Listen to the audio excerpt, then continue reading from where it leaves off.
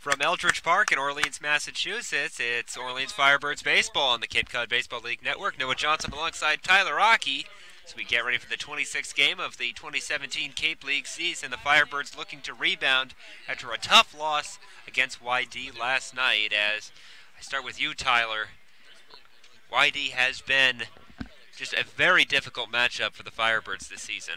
It absolutely has, and last night it looked like Orleans was going to even up the season series finally, but a very tough ninth inning, a very uncharacteristic ninth inning. Really just an uncharacteristic game from Orleans. You saw the errors in the fourth inning and then the blown save in the ninth, the first for Josh Hyatt this season. Not what we're used to seeing out of an Orleans team that's usually very sound, especially in the later innings. We bring in Matt Doherty, our journalist, and Matt, while a lot of things went wrong on the pitching end, especially in the bullpen yesterday, a lot went right offensively. Steven Scott with 6 RBIs. He's really, really showing up as one of the best offensive players on this team. Yeah, him and along with his other Vanderbilt teammate Ethan Paul have just been scorching hot over these last couple weeks. Paul on a 10-game hitting streak. He had 3 hits last night, Noah, and 2 walks. He didn't even make an out. Scott, of course, with 6 RBIs. We saw Jimmy Herron, who, of course, has been their best hitter all season long. You know, hasn't been the Jimmy Herron we saw at the beginning of the season. He went 3 for 5 last night, hit a home run as well. So those 3 guys really paced the offense last night, and they're back at the top of the order again tonight. And it's going to be the bottom of the order. A key for the Firebirds, if they want to win a game tonight, you're facing a Falmouth team that can really hit the ball. And you know, we got some new guys in the lineup tonight, Lars Newbar, Brandon Riley, guys at the bottom of the order that are going to have to contribute. We know what the top of the order's been doing, but is this lineup going to get full contributions 1 through 9 tonight? I mentioned the bullpen yesterday. After Logan Gilbert did not allow an earned run, the bullpen came in and allowed 6 earned runs in 3 2/3 innings. What went wrong last night, Tyler? It really, I mean, the offense came alive late in the game, and I mean, this is a team that usually, when it works from behind, has been pretty good, but it's just that 1/9 inning that didn't go Orleans' way, and I mean, it's just an uncharacteristic game, like I kind of mentioned earlier. You just didn't think that Orleans was going to lose that game. It seems like whenever they have leads late in the game, you're pretty confident they're going to come out with a win, but some fielding blunders from the top-ranked defense in the league really did them in at the end. And that's also the second game in a row where the bullpen has blown a late-inning lead, and last night they were up 4 runs. You know, after that Scott grand slam of 4 runs going into the bottom of the 7th, you usually feel good about yourselves. Cody Neeson allowed a 3-run homer. That was the first runs. Those are the first runs that Neeson allowed all summer, as well as Hyatt. So 2 guys that have been reliable all year, blowing the game. But I mean, that's what happens. It's baseball, and you know, I might say right now that might be the only save Josh Hyatt will blow all year. He's been that good. You know, those games don't come too often for Hyatt, and he was just wild last night. That was the main reason. But the bullpen 2 games in a row, they're going to need a good outing again tonight to really get that confidence back. The Firebirds look to rebound against a Falmouth Commodores team that has not pitched well but has hit very well so far this season. They lead the Cape League with 29 home runs and 72 extra base hits. How does Taylor Sugg, in his second start of the season, slow down this offense? Well, you can't fall behind guys and walk guys, which is something that Orleans is usually pretty good at on the pitching side, so he'll just have to tame those 2 areas. It's a tough task for Sugg. I mean, he's usually a reliever, doesn't get a lot of starts, but now with Kevin Smith out for the summer, going home at the innings limit, they're going to need another starter to step up and fill up that 6-man rotation. So Taylor Sugg gets a crack at it tonight, and Ty, you know, really nailed it. He had trouble walking batters in his first start against Harwich, so he's going to have to do better tonight. Throw strikes.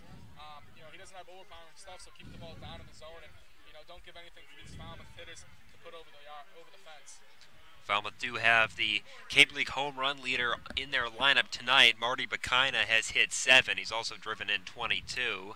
Firebirds have hit pretty well themselves, though. They do lead the Cape League in batting average, hitting .279 as a team. Also lead in ERA with a very impressive 2.71 mark, and have allowed a Cape League low 76 runs on the season. We're going to take a quick break. We'll be back for lineups and first pitch. This is Orleans Firebirds Baseball on the Cape Cod Baseball League Network.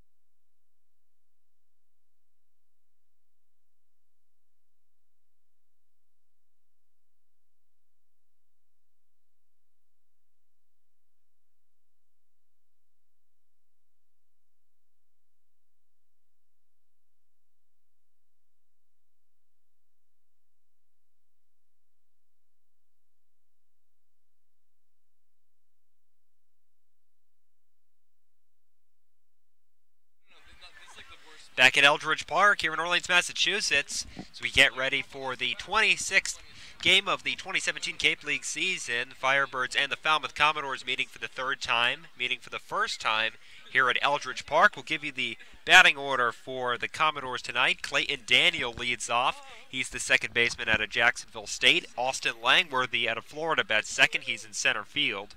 Alec Baum is at first base batting third. He's out of Wichita State. Trevor Larnick out of Oregon State is in right field batting in the cleanup spot.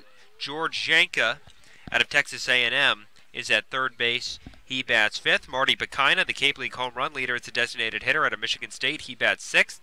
Joshua Bro out of McLennan Community College is behind the plate. He bats seventh, with Logan Davidson out of Clemson batting eighth. He's the shortstop, and Hunter Steinmetz in center field out of Kansas in the 9-hole. Around the infield for the Firebirds, Lars Newtbar at first, Ethan Paul at second, Jax Groshans at third, Romy Gonzalez at short. Left to right is Kevin Stroshine, Jimmy Herron, and Brandon Riley, with Cesar Salazar doing the catching for Taylor Sugg, who makes his 7th appearance of the season's second start. He's 1-0 with a 4.21 ERA.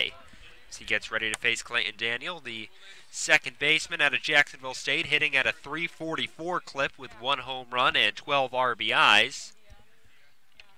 Was 1 for 4 in Falmouth's last matchup. Their game against the Hyannis Harbor Hawks was postponed yesterday due to poor field conditions. First pitch of the ball game is low for ball one, and we're underway.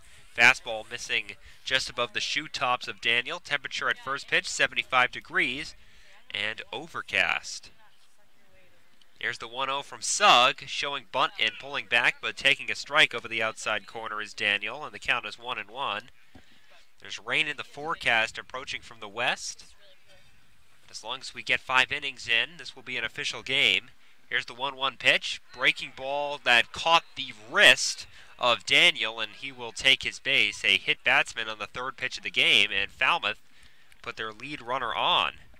It looked like there was a little confusion there from the Orleans side of the dugouts, as they thought that ball hit right on the hands, and therefore would have just been a foul ball, but the home plate umpire, John Leeds, comes out and says actually that got him on the elbow. Cape League debut now for Austin Langworthy, the left fielder out of Florida. Batting from the left-hand side. Here's the pitch, and that's outside. Count is 1-0. Langworthy playing for the College World Series champion Florida Gators. So arriving in Falmouth past the halfway point of the Cape League season is Langworthy. Runner goes, pitches outside for a ball. The throw down to second is in time. They got him. Good throw by Salazar as he finds the second baseman, Ethan Paul, covering the bag, and there's one out. Throw was just a little high from the Orleans catcher, but in plenty of time as he got it out quick. And the tag applied by Paul for the first out of the game. That's a good defensive pickup right there by Cesar Salazar. Help out your pitcher any way you can after the leadoff man's on. 2-0 to Langworthy, swing and a miss at a fastball over the outside corner, and it's 2-1. It was a good ball for Salazar to throw on, a little up and out. Here's the 2-1 pitch. It's down and away. 3 balls and 1 strike on the left fielder from Florida. As he digs back in, the 3-1 from Sugg is in there for a strike. Just caught the inside corner, just below the letters. Count runs full. Orleans in their home white vests with red sleeves, white pants, white hats, red rims. Falmouth's in their traveling grays as there's a swing and a line drive to left. That sends Stroshine back, and he will make the over-the-shoulder catch just in front of the fence for the second out of the inning. 2 down as Stroshine makes a fine play running back toward the warning track down that left field line. Looked like he got turned around a little bit, but adjusted nicely to make the play, and there's 2 outs here in the first inning. Game time we started with no wind, but now it's starting to pick up a little bit. Going from left to right. First pitch to Alec Baum is low, ball 1. Baum hitting .385, 3 home runs, 16 RBIs. He is second in the Cape League among players who qualify in batting average, behind Dodson out in Wareham. Here's the 1-0 pitch.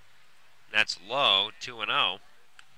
So Tyler, we were having a discussion before the game, and he's actually struggled as of late, despite still hitting 385. Yeah, he was up around that 440 mark for the bulk of the season, but the last couple games has plummeted a little. 2-0 is grounded right back to Sugg, who knocks it down and takes his time and throws on to first to end the inning. So a base runner for the Commodores, but he's erased on the base paths. And a couple of eventful outs in the field. Nobody left on base, no hits, no runs for the Falmouth Commodores. We've played a half inning. Falmouth nothing, Orleans coming up on the Cape Cod Baseball League Network.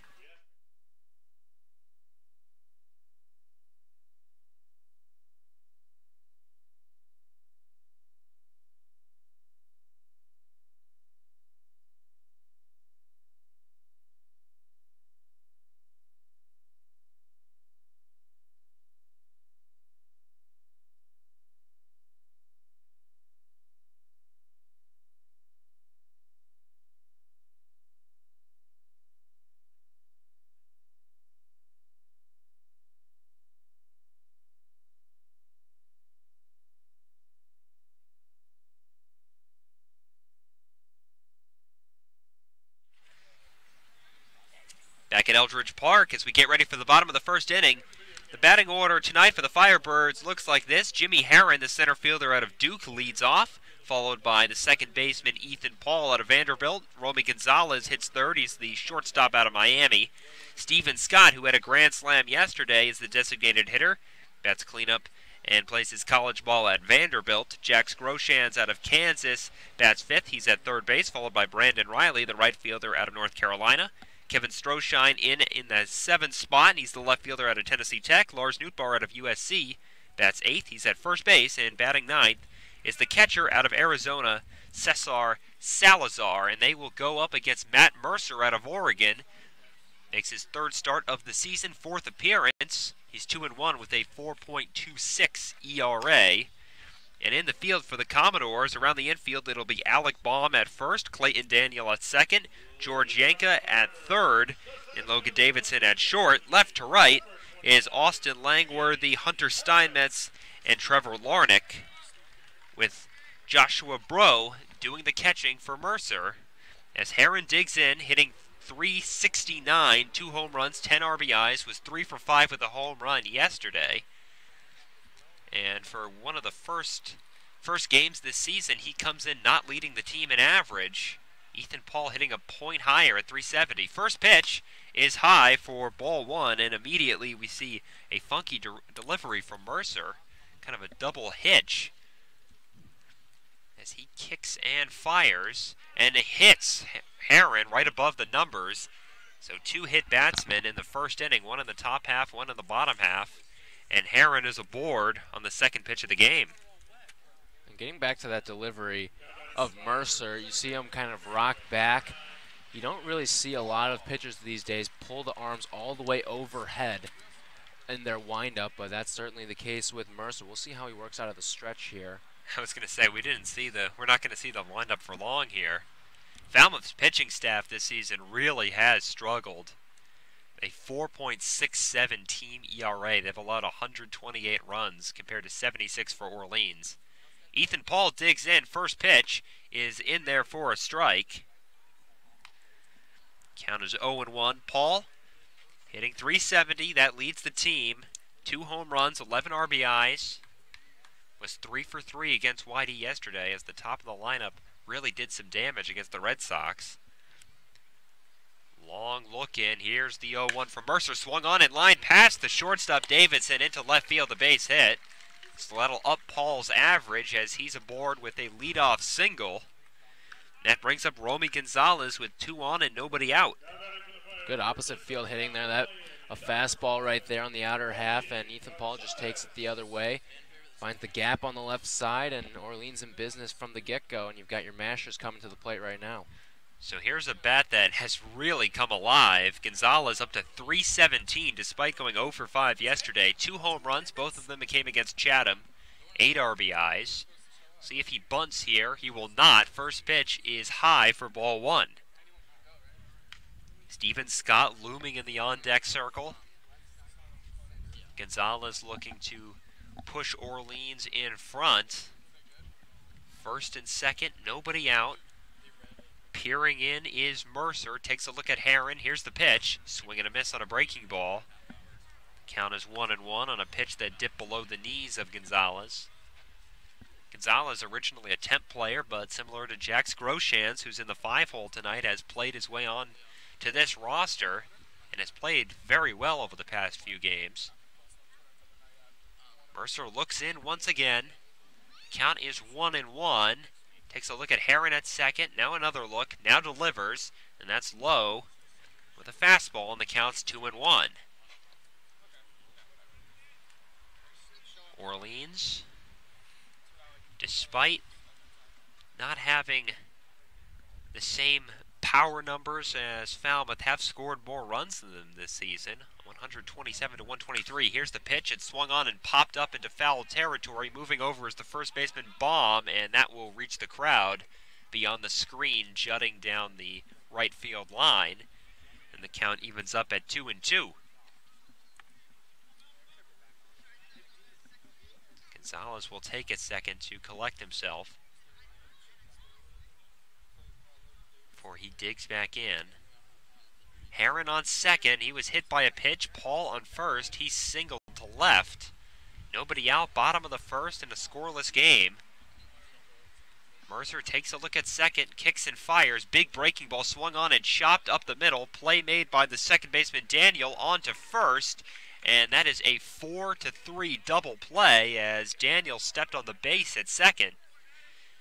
And both runners are retired as Heron scoots over to third, but now there's 2 outs. I wasn't sure if Daniel got the base, but he got his right foot in there and made a strong throw over to first on a softly hit chopper to record the first 2 outs of the inning. And that's the only place that ball could have been turned into a double play. Usually you see a ball like that, if it was hit to either side, only results in one, but Romy unfortunately put that in the perfect spot for the defense. Here's Steven Scott. First pitch from Mercer showed bunt, but pulled back on a ball low.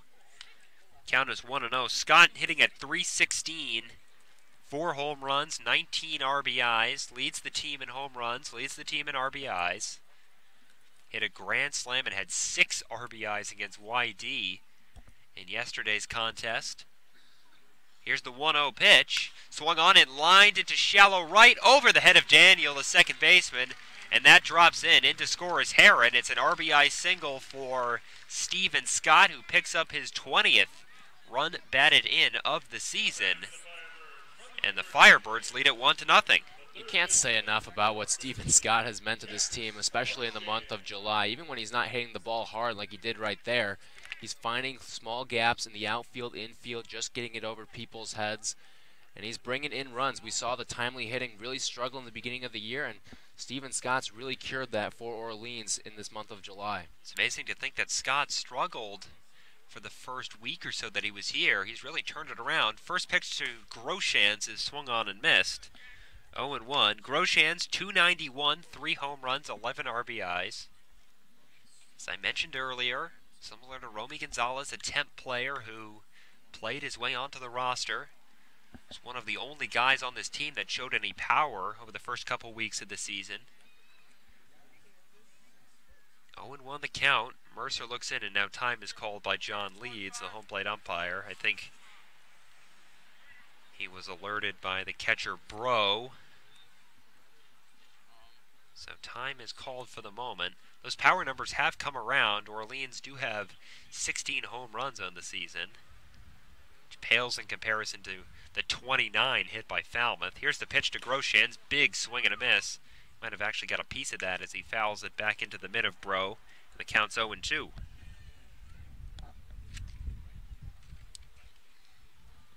One 0 Orleans here in the first. RBI single by Steven Scott. He flipped one over the head of the second baseman, Daniel.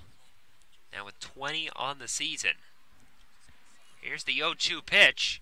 That's taken low, ball 1. Brandon Riley on deck. He would hit if Groshans can get on. Runner on first, 2 down, 1-2 the count. Falmouth, the final team in the Cape League to visit Eldridge Park this season. Long look in. Now the pitch. taken over the inside corner, strike 3, as Groshans looks back to ask Leeds where that pitch was. But he strikes out to end the inning. We've played one. So we race the weather here in Orleans. 1-0 Firebirds on an RBI single by Stephen Scott. You're listening to Firebirds Baseball on the Cape Cod Baseball League Network.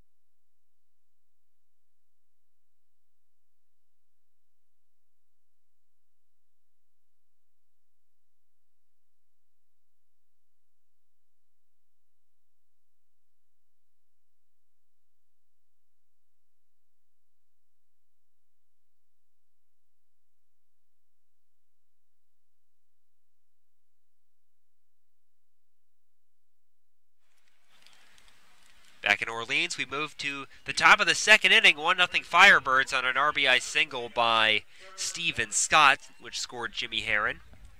Falmouth looks to respond here with Trevor Larnick, the right fielder from Oregon State. They were the top-ranked team in college baseball this season. Fell short in Omaha, however. First pitch by Sugg is swung on and grounded toward the Orleans dugout. Foul, 0-1 the count. Larnick hitting at .333, 1 home run, 4 RBIs on the season for the Commodores. She will dig back in from the left-hand side. Larnick standing at 6'4". Here's the pitch. Breaking ball just off the outside corner. The Firebirds took a 1-0 lead, and we saw, Tyler, a possible safety squeeze attempt by Stephen Scott before he hit the RBI single. Here's the pitch. It swung on and missed. 1-2 the count on Larnick. But wondering possibly Orleans just trying to get one run across with some heavy weather approaching. Here's the 1-2 pitch. Swung on and grounded to the left side. Scooped by the shortstop, Gonzalez, who overthrows the first baseman, Newtbar.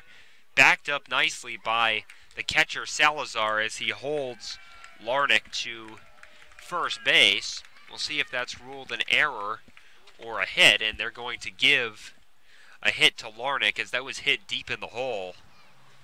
And Larnick would have been safe anyway. So it'll be an infield single, 1 on for George Yanka.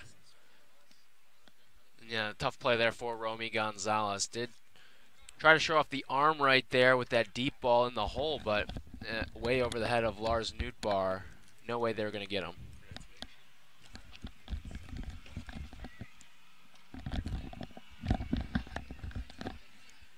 First pitch to Yancha is in there for a strike, a breaking ball. Okay. 0-1 the count, runner on first, nobody out. Sugg ready, kicks and fires, swung on and popped up right side. That will reach the crowd. Count is 0-2 on Yancha. Third baseman out of Texas A&M, hitting .350, 4 home runs, 6 RBIs. Was 1 for 4 in Falmouth's last matchup, which came 2 nights ago. Once again, their game yesterday was postponed to this coming Monday. Here's the 0-2 pitch, and that's up and away. 1-2 the count. Marty Bakina in the on-deck circle. He's the Cape League's home run leader this season. On pace to reach double digits. 1-2 the count on Yancha.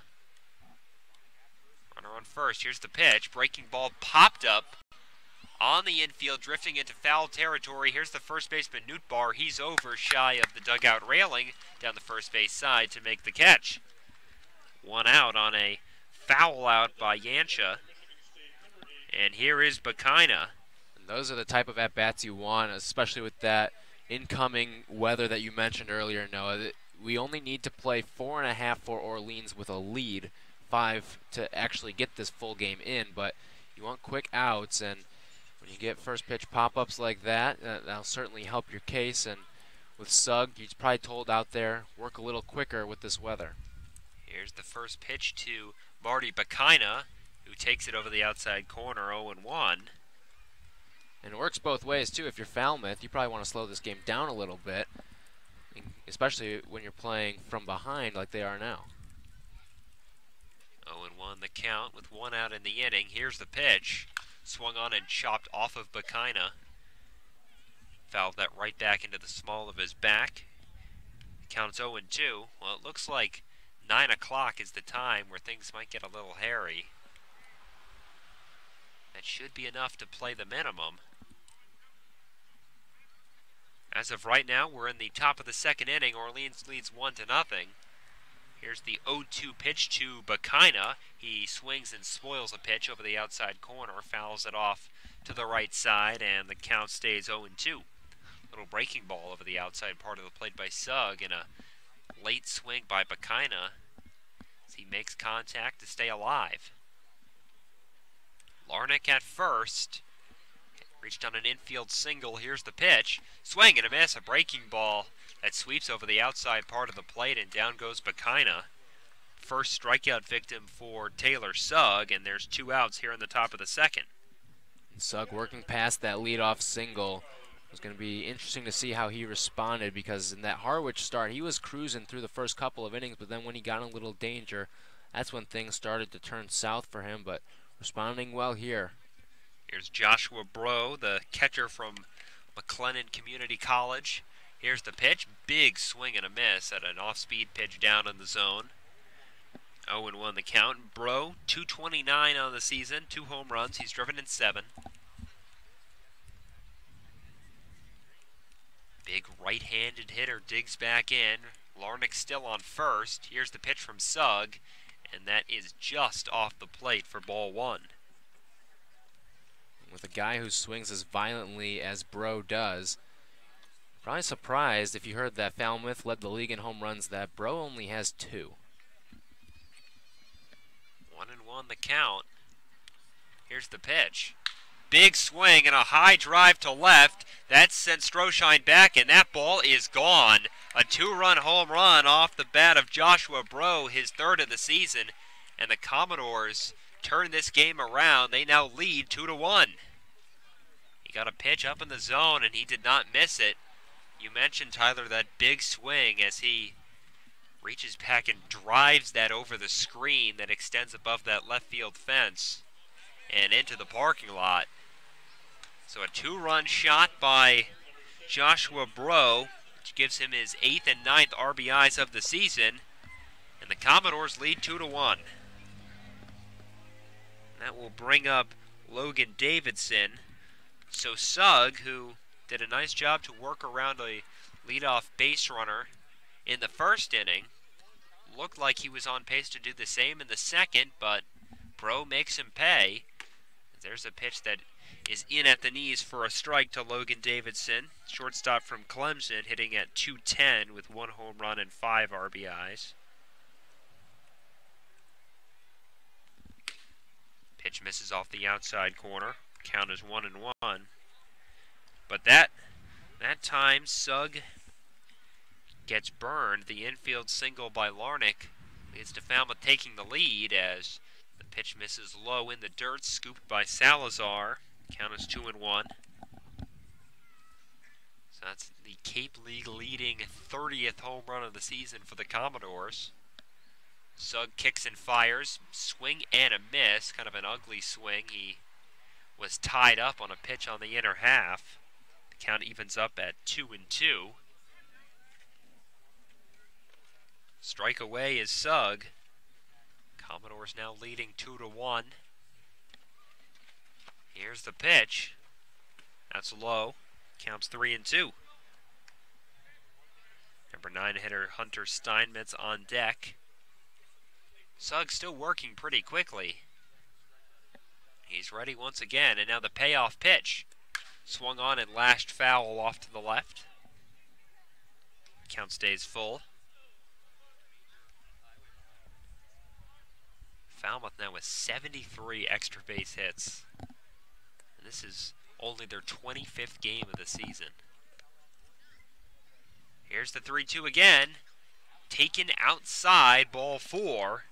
And a hard-earned walk for Logan Davidson as he reaches with 2 outs. That'll bring up Steinmetz, hitting .261, 4 home runs, 12 RBIs out of the 9-hole. Left-handed hitter. He digs in, standing only at 5'9". And that's not how Sugg wanted to respond to the home run. He was ahead in the count and then walked. Swung on and popped up, and that will get out of play beyond the backstop. The count is 0-1. Steinmetz, center fielder from Kansas, leads the team with 11 stolen bases on the season. Here's the 0-1 pitch. Showed bunt, pulled back, and took a ball off the outside corner. 1 ball and 1 strike on the Falmouth center fielder. Ready once again is Sugg. Runner on first. That's Davidson. Here's the pitch. Breaking ball catches the outside corner, and the count's 1-2. Well, these teams split a doubleheader out at Gov Fuller Field in Falmouth.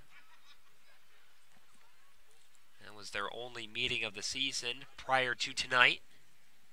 Here's the 1-2 from Sugg. Swung on and flown down the left field line. That sends Stroshine back, still going back.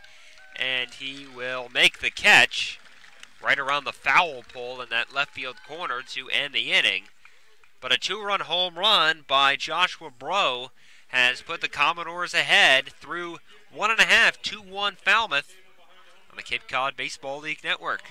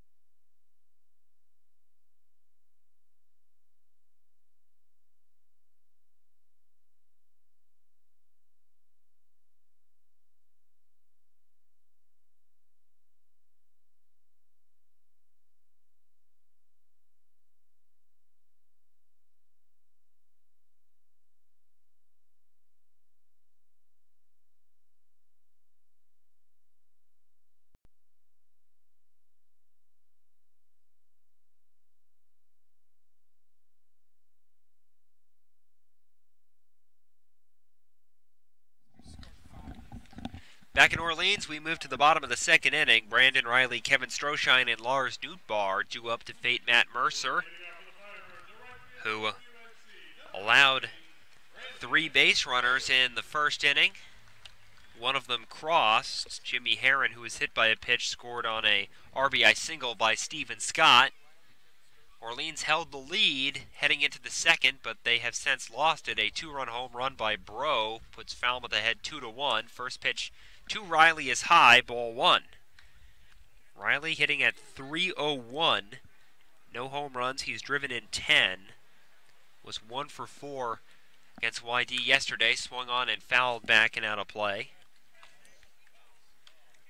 Count evens up at 1 ball and 1 strike. Right-hander Mercer peers in once again. Stroshine in the on-deck circle. Here's the pitch. Breaking ball that didn't snap. It misses high. 2 balls and 1 strike the count. Mercer looking to work quickly. Here's the 2-1 pitch, swing and a miss at a high fastball. On this at bat, before Riley can get back into the batter's box, Mercer already standing on that pitcher's rubber. He's ready to go. Maybe Falmouth now looking to work quickly. Here's the 2-2, misses high, count runs full on Brandon Riley. I was just about to say, now that the tides have turned here and Falmouth is in front, seems like the Commodores trying to speed things up while the Birds slowing it down. Payoff pitch is swung on and fouled back and out of play. So we'll do it again. Brandon Riley, we saw him in the 1 and 2 spots early in the season, but since the just explosion by Ethan Paul offensively, he's been batting in this 6th spot a lot as he swings and misses at a pitch up in the zone, kind of a flailing hack at what looked like an off-speed pitch that missed by Mercer, but he fools Riley, who swings and misses for the first out of the 2nd inning. Here's Stroshine, left fielder from Tennessee Tech, hitting at .208, no home runs, 6 RBIs. Mercer kicks and fires, and he misses outside for ball 1. Stroshine ready once again. Mercer fires, swung on and fouled off to the right. We haven't seen a lot of Stroshine since Nico Decolati arrived on the Cape, as him, Riley, and Heron, along with Steven Scott, have really patrolled the outfield. Breaking ball catches the inside corner. Count is 1-2, so there's been a little less playing time for Stroshine. We know he can hit. Very impressive power numbers at Tennessee Tech. Here's the 1-2. Swung on and lined down the right field line. That's going to slice foul. Count stays 1-2. It's tough for Stroshine, who has been struggling. He's used to being an everyday guy. Now he's being slotted in every 3rd or 4th day, it seems like, spelling a guy for some rest, and you don't really get to get in a rhythm. There was a time not too long ago where he was in the middle of a 3 or 4 game hit streak, but he never played back-to-back games during it. Here's the 1-2, taken low. Another off-speed pitch. Well, I've noticed with that curveball by Mercer, it is a really, really pronounced 12-6 hook. Here's the pitch. Fastball is fouled off.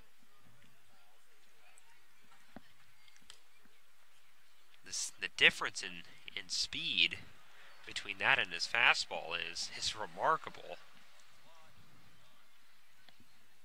Here's the 2-2 pitch. There is that breaking ball, and it catches Stroshine on the back of his knee.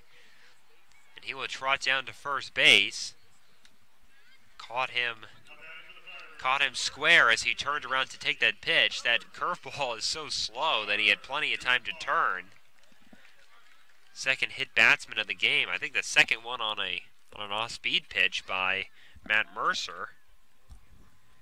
And another base runner for the Firebirds. 1 on, 1 out for Nootbaar. Hitting at .279, no home runs, 2 RBIs. Here's the pitch. It's in the dirt, picked nicely by the catcher, Bro. The count is 1-0. Nootbaar is a guy who has come alive. He was scuffling a little bit at the plate, didn't have trouble walking in the early going, but the hits were few and far between. He's come alive at the plate over the past week or so. Here's the pitch, and that misses inside. 2-0, still very patient at the plate is Nootbaar. So far on the season, he's drawn 15 walks. That's tied with Riley for the team lead. 2-0 the count, short lead at first by Stroshine. Mercer a long look in, now he delivers in the dirt, picked again by the catcher, Bro. And it's 3-0. Now Bro's going to go out to chat. That last pitch right there, very dangerous. Attempt at a scoop there by Bro instead of going to the blocking method. He just tried to backhand pick that one and could easily have seen Stroshine on second if that ball had skipped away. 3-0 the count. Number 9 hitter Cesar Salazar on deck. Here's the pitch. Fastball low. And without a hit, the Firebirds have put runners on first and second with one out here in the second inning. And here's Salazar.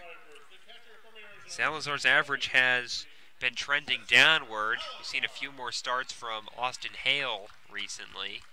But still a very dangerous hitter. 207, 2 home runs, 8 RBIs. It was about a week-long stretch during Orleans' 10-game win streak where he was hitting everything. We saw him hitting that cleanup spot a few times. But he's a good bat to have down in the lineup because he can do a lot of damage. Bats from the left-hand side. First and second again for the Firebirds.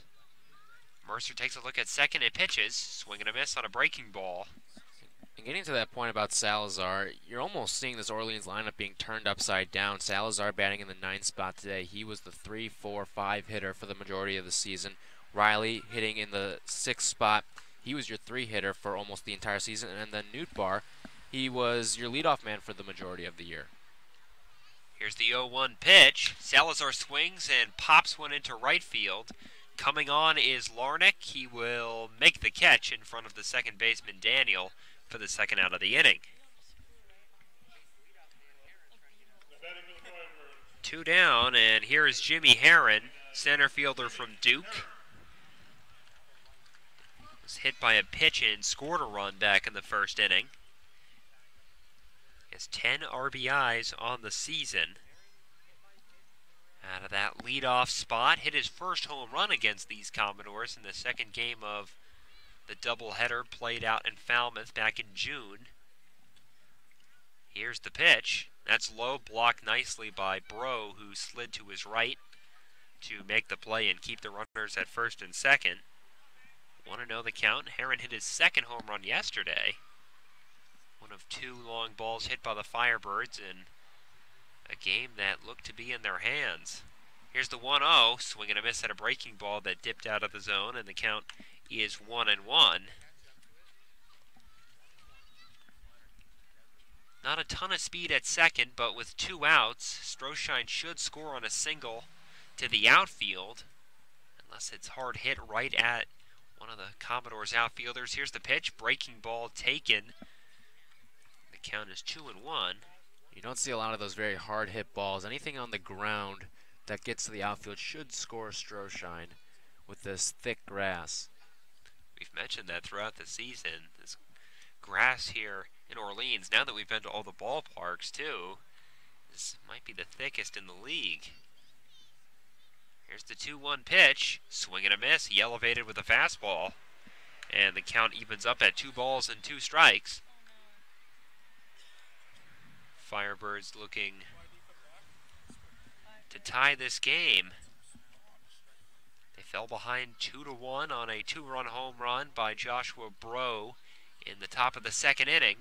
Here's the 2-2. Swing and a miss at a breaking ball blocked by Bro. He'll throw down to first, and the throw's a little high, but pulled down by the tall first baseman Baum to end the inning. So Herron strikes out, and the Firebirds strand a couple. We've played 2. Commodores ahead 2-1 on the Cape Cod Baseball League Network.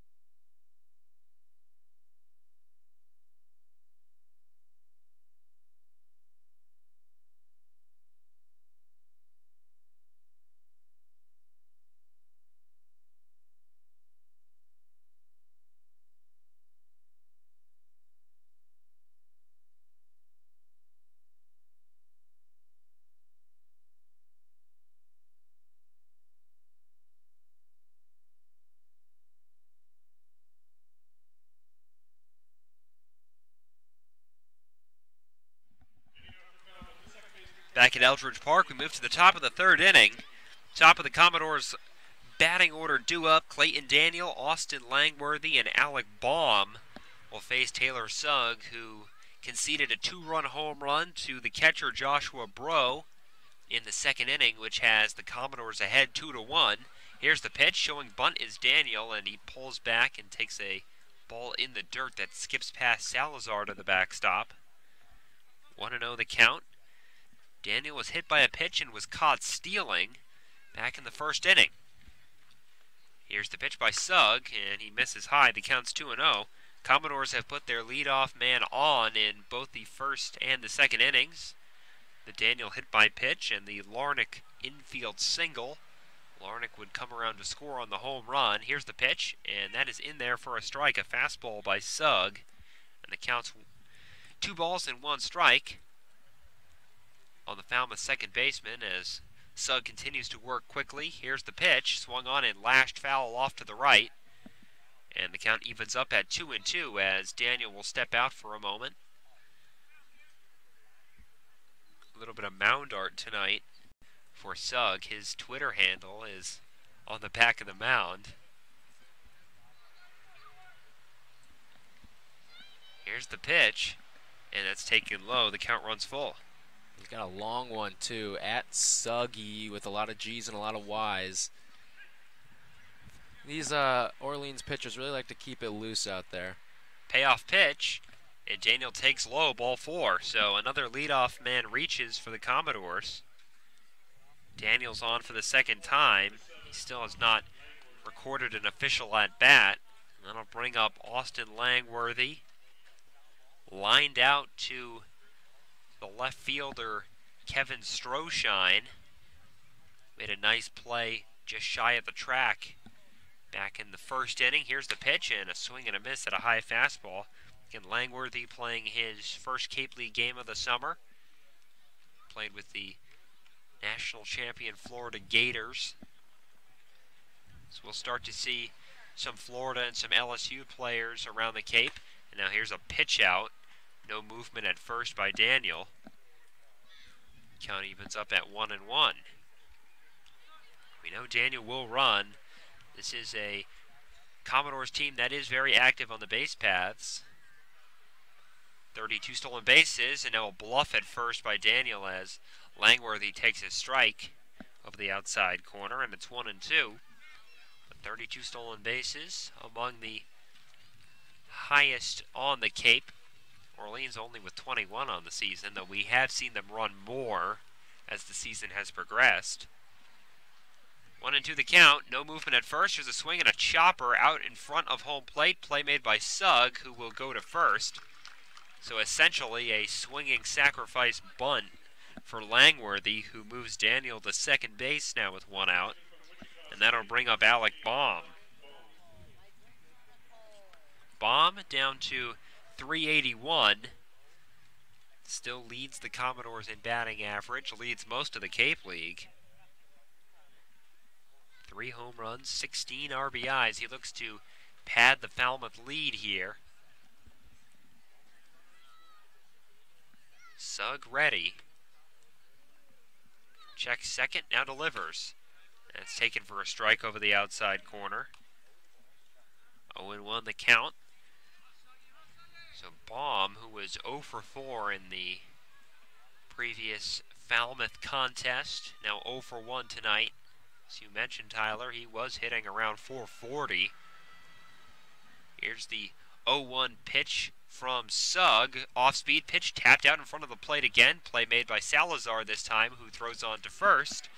Advancing to third is Daniel, but there's now 2 outs as Baum is 0 for 2. And that brings up Larnick. Reached on it. You'll take that right there. A couple of swinging bunts, and you let your defense play in a nice play there by Salazar to get up from behind the plate. And now you've got a chance to work out of this jam. Although Larnick, the one with the hit in the hole that came back in the second. Got past Groshans, who tried to make a pick on the play, but once it got to the shortstop Gonzalez, no chance. Here's the pitch. It's low in the dirt. Nice block by Salazar, who moves to his left to keep that in front of him. Count is 1-0 on Larnick. Larnick, the right fielder out of Oregon State, scored a run on the Joshua Bro home run. Here's the 1-0, swing and a miss, set a ball down in the zone. Count is quickly 0-2 as Sugg looks to work around another leadoff base runner. Digging back in from the left-hand side is Larnick. Sugg ready. Pitching from the set. He's ready. He delivers, and that's over the outside corner. And the count moves to 1-2.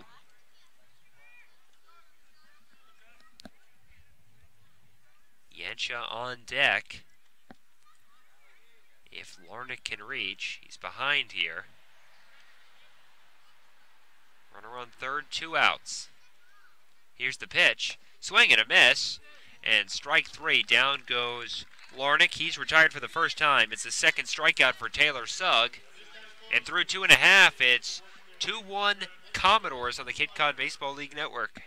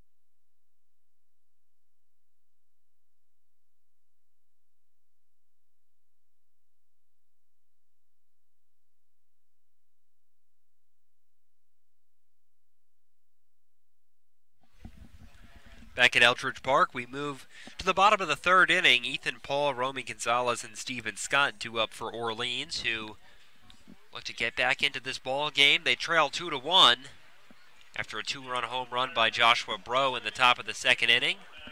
Erased a lead given to Orleans by Scott, who hit an RBI single over the head of the second baseman Daniel back in the first inning. Ethan Paul digs in. He singled and was retired on a double play back in the first. Here's the pitch from Mercer, and that's taken over the outside corner. 0-1 the count. Ethan Paul up to 278 on the summer. He's got 2 home runs, driven in 11. Here's the 0-1. It's swung on and missed. A pitch down in the zone, and it's quickly 0-2.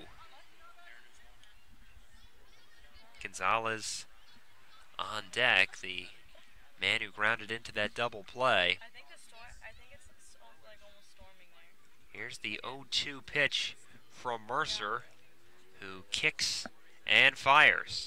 It's taken high, a fastball missing above the letters, and it's 1-2. Well, if you remember way back to the first couple weeks of the season, Ethan Paul started 0 for 10, could not buy a hit. And one of the most productive members of this batting order. That pitch misses outside. He was still reaching, though, in seemingly every other way. And then he finally broke out in that game against Bourne with a couple of doubles. Yeah, that's right. He was hit by pitches. He walked. Fielder's choice. Reach on air. Here's the 2-2. Breaking ball taken just high. Framing that was Bro. But John Leeds says it's ball 3, so the count's 3-2. I think the only way that Paul didn't reach was catcher's interference. He's come alive, hitting 278. Here's the payoff pitch, swung on and fouled off to the left over Route 28 down the left field line. So Paul will see a 7th pitch. Gonzalez and Scott also scheduled to hit. Groshans would bat if anybody gets on, as Matt Mercer, again looking to work quickly, is already ready as Paul takes a long time getting back into the batter's box. Here's the 3-2. Misses high, ball 4, and Ethan Paul reaches for the second time. He's on with a free pass. And with one on and nobody out, Romy Gonzalez digs in. Grounded into a double play to the second baseman Daniel, who stepped on the bag and threw to first to record the first 2 outs of the bottom of the first. 2 home runs for Gonzalez, both of them coming in the last Firebirds meeting with the Anglers. Here's the pitch. It's swung on and grounded to short. Play made by Davidson. Throws to second, wide of the base, but holding the bag at second was Daniel, according to the second base umpire at least, as the crowd moans in disapproval. Gonzalez does reach, and now Kelly Nicholson is going to come out to chat here. As it looked like that throw pulled the second baseman Daniel off the base. It was played in the hole between third and short by Logan Davidson, and the throw was wide to the center field side of second base. And now Nicholson wants an explanation. It was a questionable decision by Davidson at first to go to second base. I thought he was just going to throw that one across, and maybe he saw Gonzalez get a good break out of the box. He's one of the faster guys in this Orleans lineup, and thought maybe my better opportunity is to go to second. Might as well risk it anyways. But that, from our vantage point, looked like it brought Daniel off the bag. He really had to reach for that one. Certainly dragged the toe and at least sold it to the field umpire, in that case, it being at Troy Lane. Well, Daniel is only 5'7". He doesn't have a very big frame, so anything that's off the base can be challenging.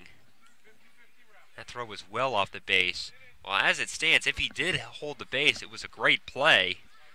As the Commodores record the first out of the inning, as here's the pitch to Scott. It misses low for a ball. 1-0. Scott, an RBI single back in the first, his 20th RBI of the season.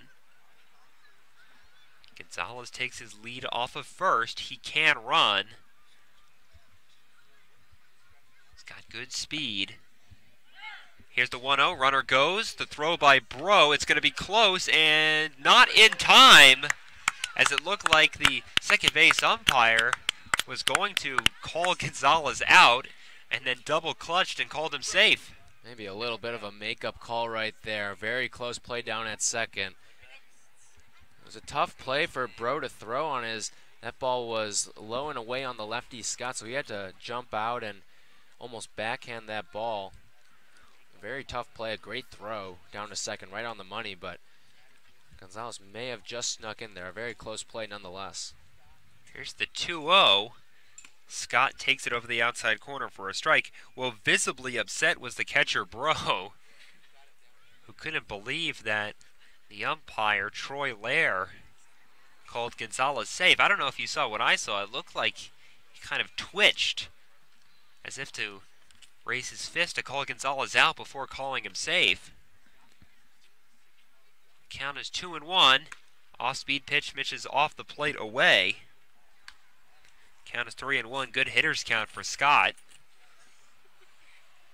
Not much argument from the middle infielders, though, so maybe the tag was missed, or just getting his hand in ahead of the tag was Gonzalez. Nonetheless, he's on second. Here's the 3-1. Breaking ball and a good pitch on 3-1 by Mercer, who drops it in for strike 2. 1 on, 1 out. A leadoff walk by Ethan Paul. He was erased on a questionable call at second base. 6-4. The shortstop Davidson to the second baseman Daniel. And Gonzalez reached on that play and stole second. Here's the payoff pitch. Swing and a foul tip into the catcher's mitt for strike 3. Down goes Scott. That is the 4th strikeout. And that will bring up Groshans. Bat for the right-hand side with 2 away.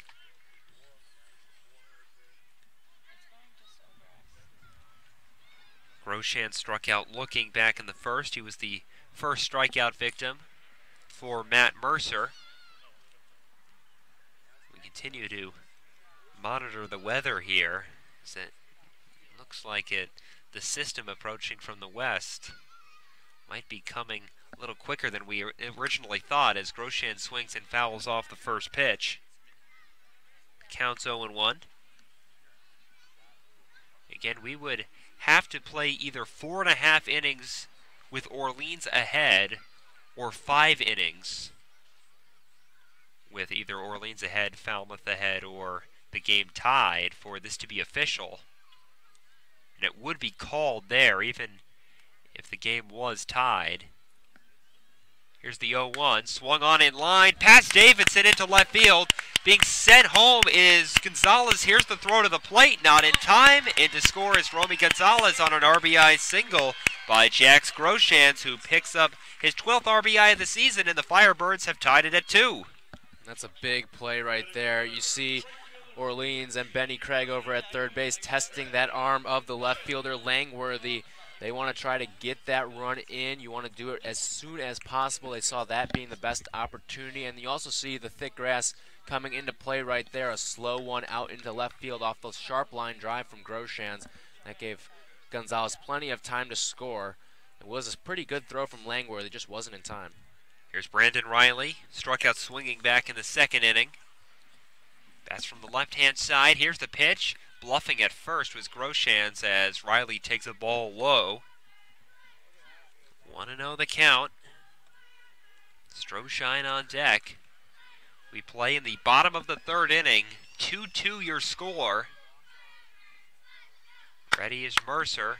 Now a throw over to first. Back safely is Groshans. Count 1-0 on Riley. Decent crowd tonight, given the skies are overcast. Certainly not the biggest we've seen, but a fair amount of people here. Here's the pitch. Swung on and popped foul down the left field line and out of play over Route 28. Count evens up at 1-1.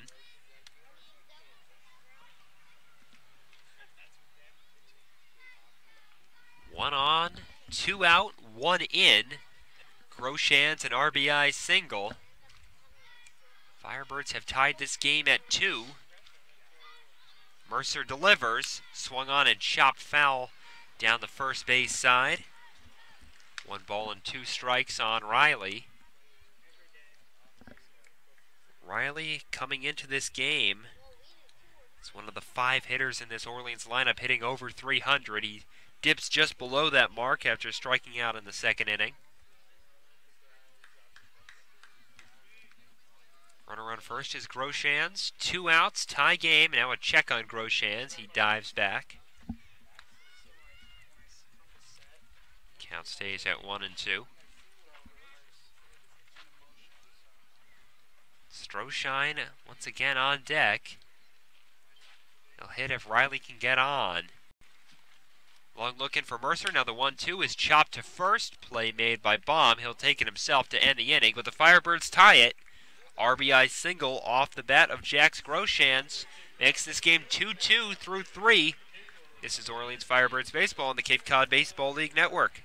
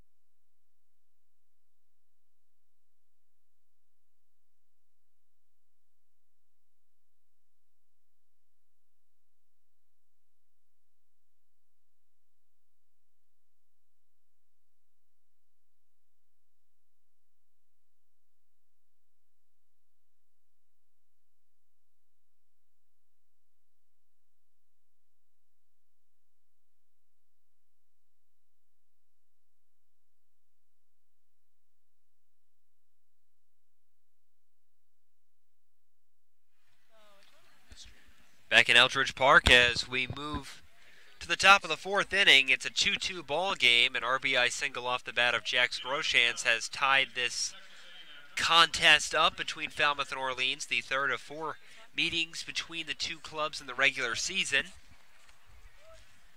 Orleans sitting atop the East Division. Falmouth currently in third out west. George Yancha digs in to face Sugg. First pitch is swung on and ripped over the head of the third baseman Groshans and down the left field line. Wide turn at first for Yancha, but it'll hold there. And so the Commodores have put the leadoff runner on in the first 4 innings of play. That will bring up Marty Bakina, the DH from Michigan State. Struck out swinging back in the second inning. He does lead the Cape League in home runs with 7 RBIs. Bakina batting from the right-hand side. He looks to put Falmouth back on top. Look in for Sugg, who has pitched out of the set for most of the game.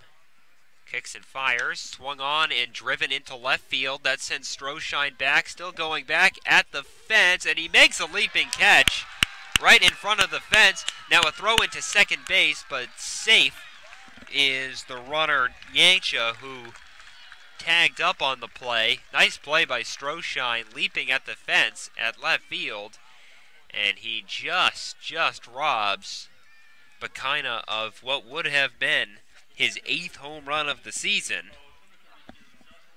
And there's 1 out, but Falmouth do put a runner in scoring position. Really nice base running play by Yancha, who tagged up and advances on the flyout. There is 1 out, though. Here's Bro. Now out to chat is Salazar. The ball wasn't very high over the fence, but Stroshine got twisted around, heading back toward the warning track, and he leaped after turning around a couple times and made a really nice play, as that ball was over the yellow padding on top of the fence. It would have been a home run. So the game is still tied. Runner in scoring position for Bro. Bro hit a 2-run home run back in the second inning, which cleared the screen out in left field. Here's the pitch, and it's an off-speed pitch which catches the outside corner. 0-1 the count. Salazar most likely going out to talk with Sugg about Bro and how to deal with him after Bro hit his 3rd homer of the season. Count is 0-1 with a runner on second. Here's the pitch. That's outside. Count is 1-1. This matchup in Orleans, one of 4 games going on right now. Here's the 1-1 pitch to Bro. Swung on and chopped foul. 1 game has gone final. Harwich tops YD 7-3, so that helps the Firebirds. If they were to win this game, they would reopen a 5-point lead atop the East Division. Elsewhere, Bourne leads Wareham 2-0. Hyannis 2-1 over Catuit. They're in the 6th. Brewster all over Chatham 7-0 in the 4th. Here's the 1-2 to Bro. Swung on and popped up. Shallow center. In comes Heron. Out goes Paul. It'll be Heron who makes the catch for the 2nd out of the inning. So a nice job there by Taylor Sugg, who induces a routine pop-up to shallow center. And with a runner on second, there's now 2 outs for Logan Davidson, who saw an RBI single by Jack Groshans fly a few feet wide of his glove back in the bottom of the 3rd inning. That tied the game, but he looks to give Falmouth the lead once again with a runner in scoring position. Here's the pitch from Sugg. Swung on and lined up the middle. That's a base hit. Around third comes Yancha. Here's the throw to the plate that is offline. And Logan Davidson does indeed give the Commodores the lead once again. It's 3-2 on a hard hit RBI single to center. And the Commodores will erase that RBI single by Groshans back in the 3rd as they lead for the 2nd time tonight. Hard hit up the middle and no chance for Heron to get the runner Yancha, who runs pretty well. Here's the first pitch to the number 9 hitter Steinmetz. It's taken down and in for ball 1. 6th RBI of the season for Davidson. As Falmouth jumps back in front. Here's the pitch, showing bunt is Steinmetz as he fouls it off to the on-deck circle. Count evens up at 1 ball and 1 strike. Well, for the Firebirds, the home half of the 4th, it'll be the bottom third of their batting order. Stroshine, Newtbar, and Salazar due up. 1-1 the count. Here's the pitch. Swung on and hit sharply to second, played on a hop by Paul, who turns and fires to first in time to end the inning. So Steinmetz grounds out, but an RBI single by Davidson has given the Firebirds another deficit to erase. We've played 3.5, 3-2 Falmouth on the Cape Cod Baseball League Network.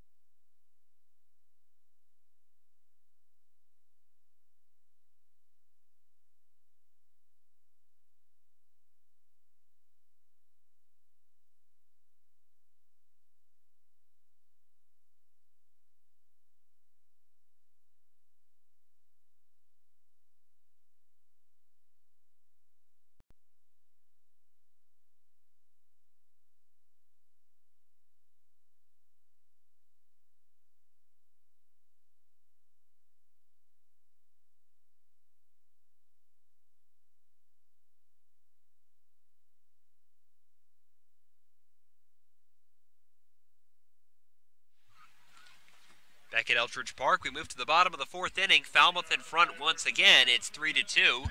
An RBI single by Logan Davidson has put the visitors in front for the second time. Orleans will send Kevin Stroshine to the plate as they look to cut into this deficit once again. Stroshine was hit by a pitch, stranded at second. Back in the second inning as he swings and fouls one off down the right field line. 0-1 the count on the left fielder from Tennessee Tech. Hitting at 208. Getting a start today in the outfield as Nico Decolati gets the night off. Here is the 0-1 pitch. Taken for strike 2. That one just above the knees. Now Stroshine will have to be defensive here. Ready again is Mercer. Here's the pitch, and that misses low. 1-2 the count. As I mentioned, YD has lost today, so Orleans would hold a 3-point lead even if they fall to Falmouth. Here's the pitch. It's down and away. Count is 2-2. They could take that 5-point lead back with a win, however. Mercer ready. He kicks and fires. Taken low, as Mercer looked like he thought he had strike 3 as he turned his back to the plate. But John Leeds says, no, that's low, and it's ball 3. 3-2 the count. Mercer fires, swing and a miss at a ball down and in. Good pitch on 3-2 by Matt Mercer as Stroshine can't lay off a fastball that looked to be just a little inside and low. It was right off the corner. But it is a strikeout. Can mark that as the 5th of the game for Mercer. First time he's retired Stroshine by way of the K, and that brings up Newtbar. Batting from the left-hand side, breaking ball misses low. Count is 1-0. First baseman from USC walked and was stranded at first back in the second inning. Looking to start a one-out rally for Orleans here. Mercer delivers, swung on and flown into left field. Drifting over is Langworthy. He's at the fence. And he will make the catch as he drifted out of sight behind the dugout that juts out and blocks our field of view down that left field line. But he did make the catch for the second out of the inning. That brings up Salazar. Fly out for Newt Barr. He's retired for the first time in this game. Salazar flew out to right. He's 0 for 1. 3-2 Falmouth here in the fourth. Mercer delivers, swung on and blooped into right field. Moving over to make the catch is the right fielder Larnick, as that was hit pretty hard. It looked like he caught the end of the bat, but Salazar uses his strength to muscle that out into the outfield, but not deep enough as the catch is made to end the inning. Through 4, 3-2 Falmouth on the Cape Cod Baseball League Network.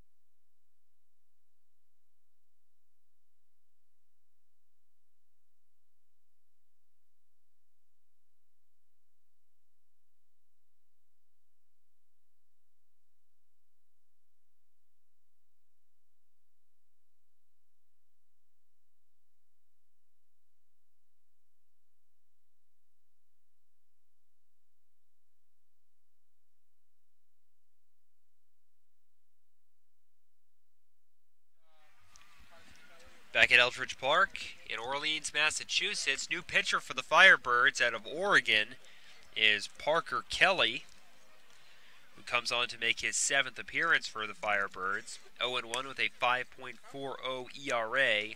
He has pitched 8 in the 3rd inning so far, allowed 5 earned runs, picked up 9 strikeouts along the way. He replaces Taylor Sugg, who goes 4 innings, allows 4 hits, 3 runs, all of them earned, including a 2-run home run off the bat of the catcher Joshua Breaux. Most recently an RBI single by Logan Davidson. Sugg also with 2 walks and a pair of strikeouts, as Kelly will come in to face the top of the Falmouth batting order with Clayton Daniel, Austin Langworthy, and Alec Bohm.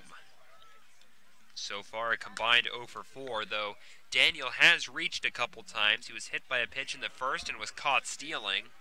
Walked and was stranded at third in the 3rd.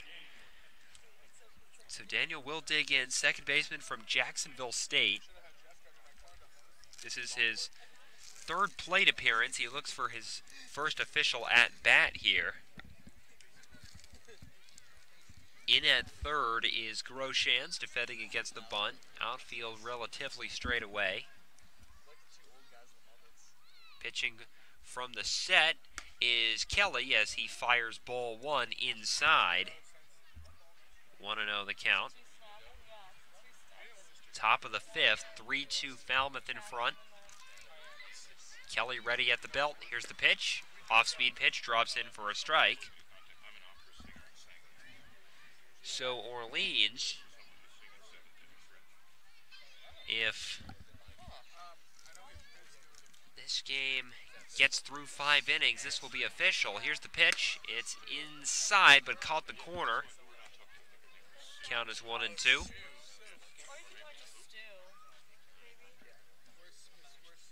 Base is empty. 1-2 the count.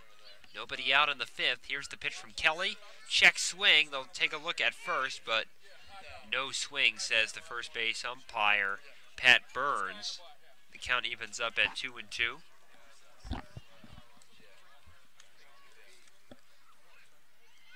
cooled off a little bit here in Orleans, but pleasant temperature. Here's the pitch. It's swung on and missed. A breaking ball that fools Daniel as he goes down. Kelly picks up his first strikeout, and there's one out here in the fifth. Good sweeping breaking ball as Daniel is retired for the first time.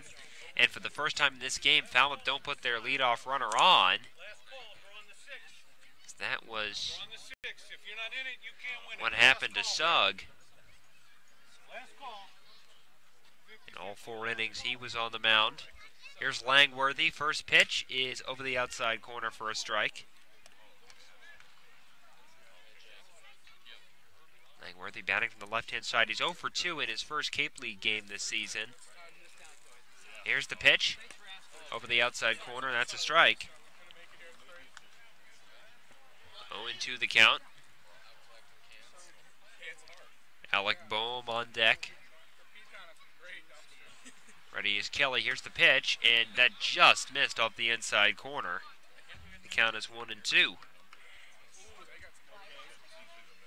So right now, Sugg in line for the loss after 4 innings of work.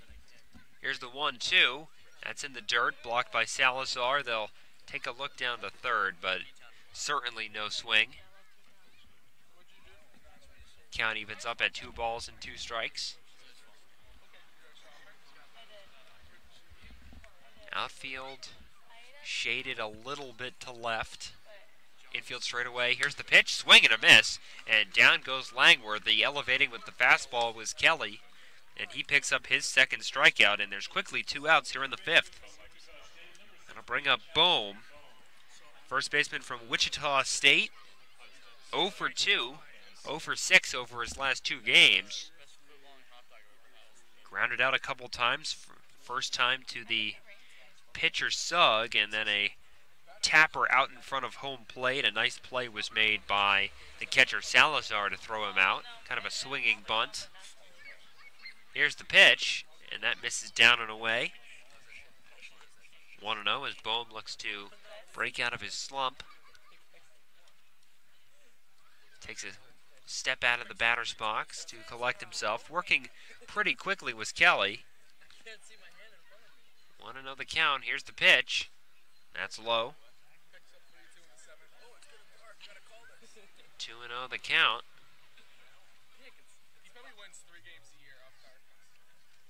Larnick on deck, 2 down in the inning, 3-2 Falmouth. They've hit their Cape League leading 30th home run tonight. Blast by Bro in the second. Here's the pitch, swung on and ripped to left field. That's going to drop in for a hit. Over to play it on a hop is Stroshine, and that will be a very sharp single off the bat of Bohm, as maybe that will start to help him clamber out of his slump.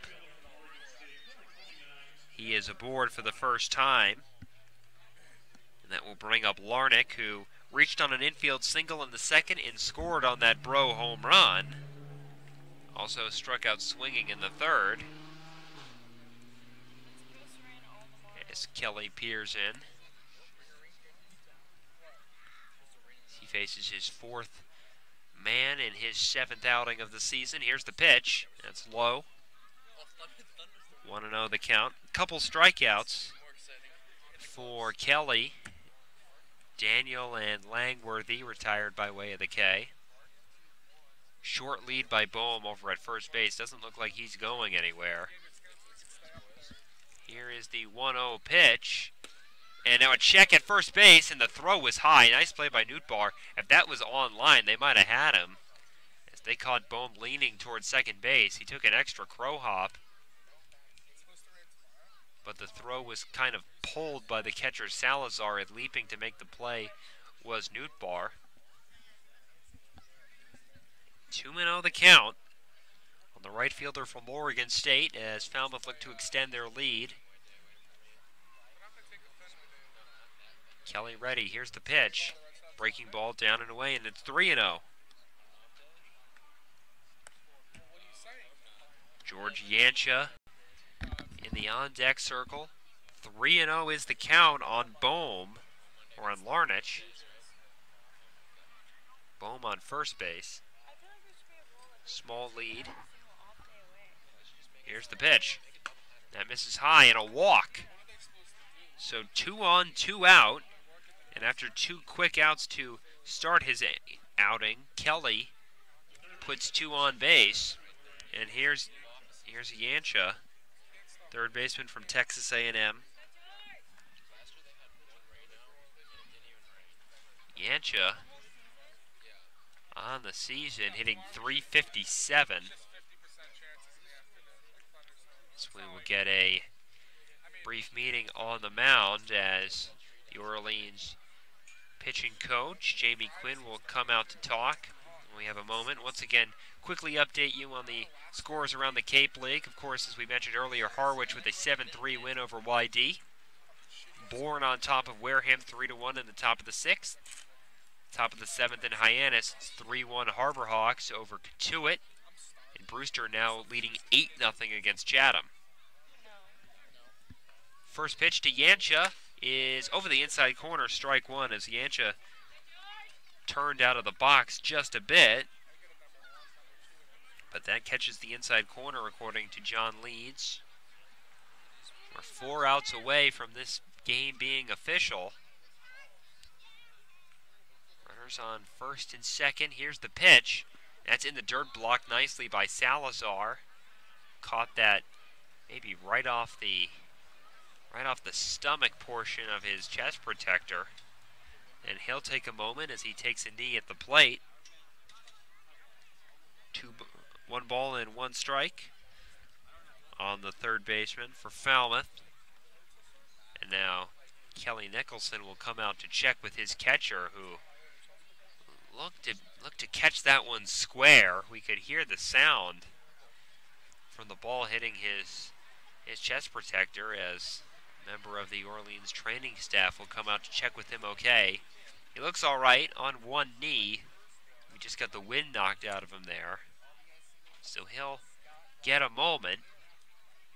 Once again, the added element to this game is that we are racing the weather here. A fairly severe rainstorm is approaching. It's just hitting the upper part of Cape Cod.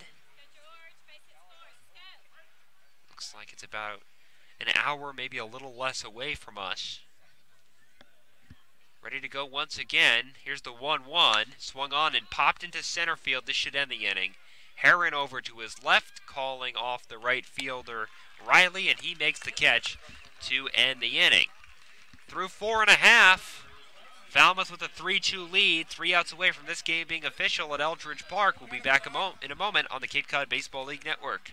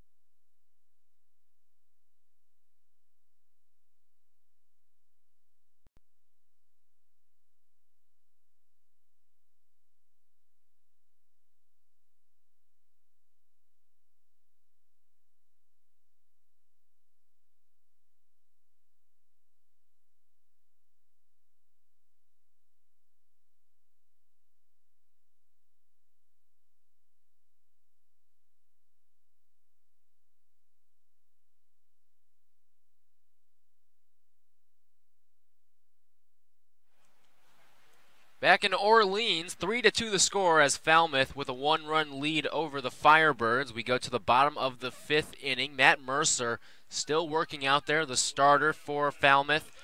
He'll get the top of the order in Jimmy Heron, Ethan Paul, and Romy Gonzalez as Orleans tries to tie this one up.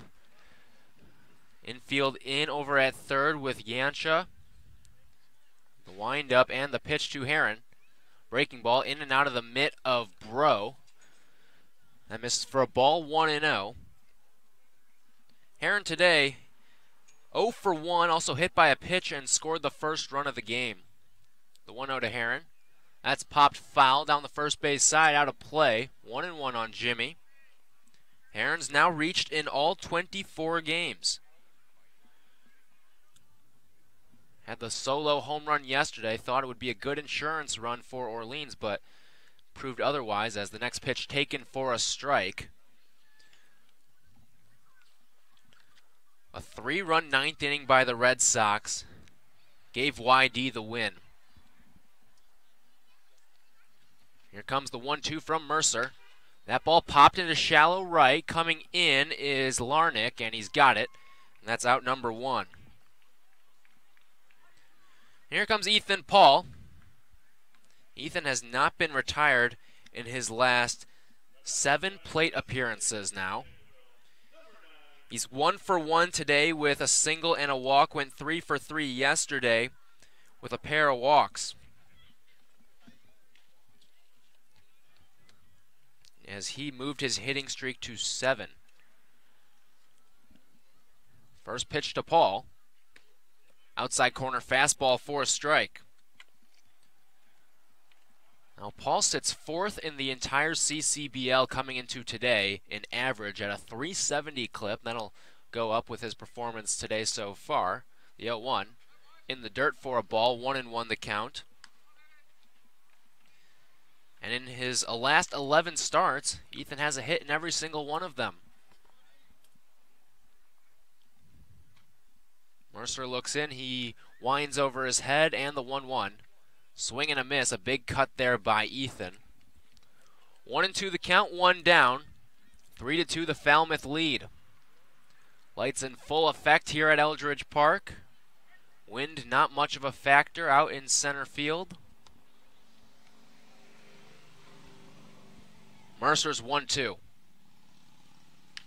That ball rolled over, first base side. Coming up with it is Bohm, and he just steps on the bag, and that is out number 2. 3 unassisted on the putout. Here comes the 3-hitter, Romy Gonzalez. Gonzalez scored what at the time was the tying run back in the 3rd inning off a fielder's choice. Also stole a base to get into scoring position, and then was brought home on a Jax Groshan's RBI single. First pitch to Gonzalez. That ball bounces way before the plate, only about 57 feet on the traveling distance. 1-0 the count. But Gonzalez 0 for 2 today, also a double play in the first. The 1-0 pitch. Swing and a miss as a fastball blown by Gonzalez. Well behind that pitch. Count is 1-1. Third baseman Yancha hugging the line over on the left side. Here's the 1-1. Up and away for a ball, 2-1 on Gonzalez. Romy's 9 for 17 in his last 4 games.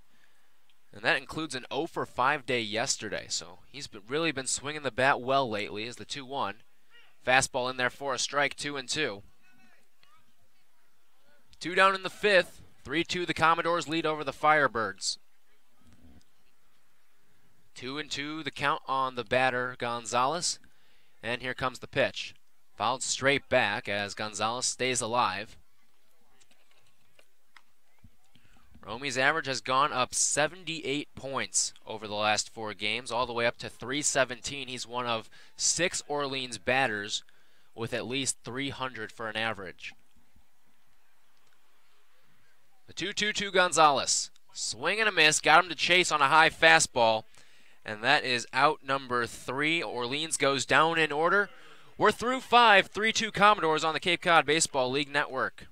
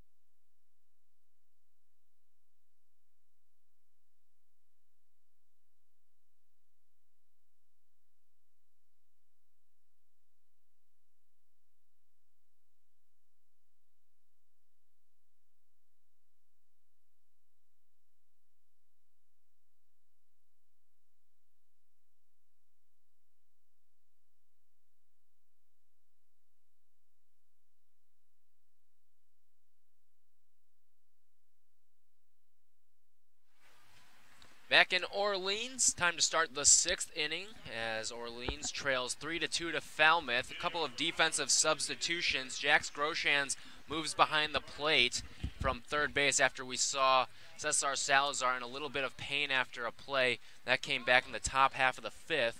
Moving from short to third is Romy Gonzalez, and Jeff Hopi gets into the game over at shortstop. As we're through 5 innings, so this is an official game. It can end in a tie, but if weather is to impact anything, then this ball game will go down in the books as Parker Kelly's first pitch to Marty Bakaina. This is a little high for a ball, and with some threatening weather on the horizon, we'll bring in our sideline reporter and expert weather woman, meteorologist Natalie Cardenas, as Bakaina swings through a strike. 1-1 the count, but Natalie, what are you seeing on the radar right now? So it looks like we're definitely going to get some rain here. I'd say about 9:30, 9:45, it's for sure going to start drizzling, and then by 10 o'clock, we're going to just be flooded in rain here. So wow. 1-2 the count, so Orleans better get those runs quickly if they want to pull out a win and avoid back-to-back losses for the second time this week. As the 1-2 to Bakaina, righty to righty. Here comes Kelly's pitch. That ball golfed out into left field. Playable for Stroshine, but he's lost it in the lights, and it drops right in front of Stroshine. Standing on second with a stand-up double is Marty Bakaina, as that ball was just lost in the sky. A very gray day here at Eldridge Park, and Stroshine did not see that one come off the bat. And that's just one of the many little factors you see in baseball. Sometimes that ball goes over the lights and you'll just lose it. The case right there for Kevin Stroshine is that was a towering fly ball off the bat of Bakaina.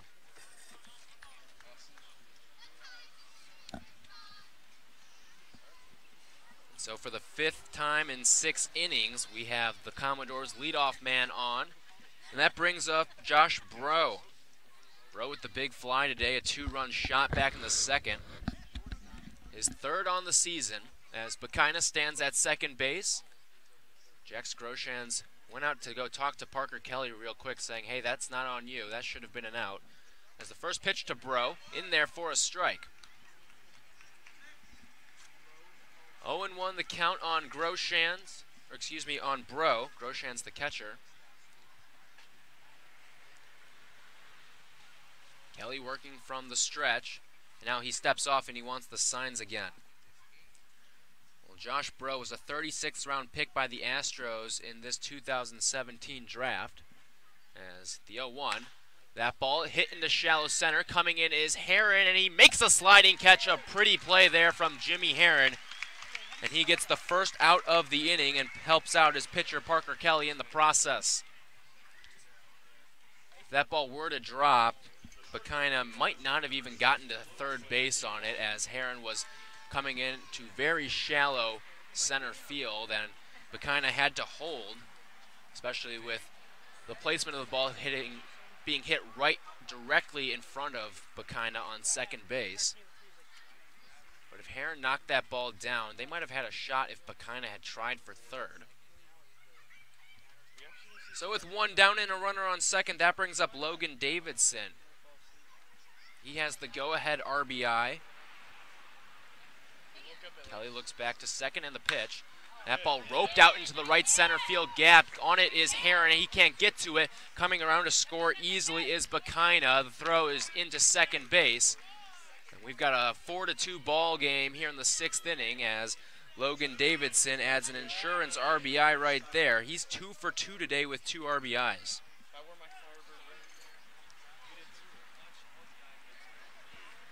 So that unforced error, a mental lapse out in left field, comes back to haunt Orleans, as there's just 1 down here in the 6th and a runner on first, and it's the 9-hitter, Hunter Steinmetz.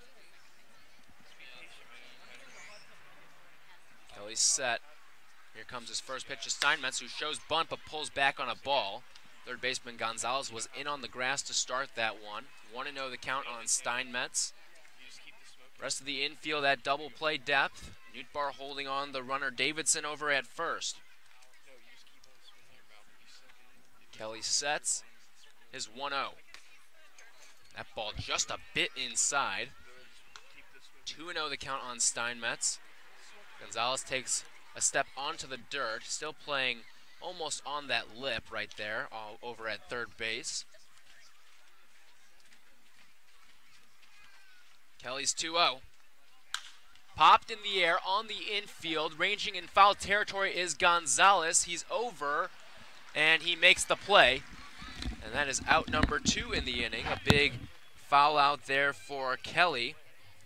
And we've got 2 down here with a runner aboard at first, and the top of the order with Clayton Daniel. Daniel's been aboard twice today, however, doesn't have a hit. 0 for 1 with a strikeout, also hit by a pitch and walked. Third time he's led off an inning.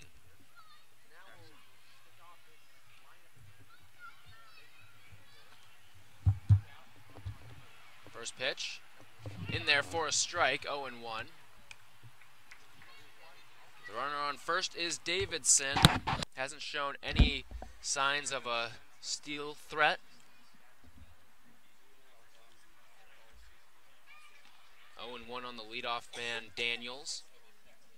Here's the pitch. Bounced in the dirt, blocked by Groshans. Count is 1-1. Falmouth with 4 runs on 7 hits.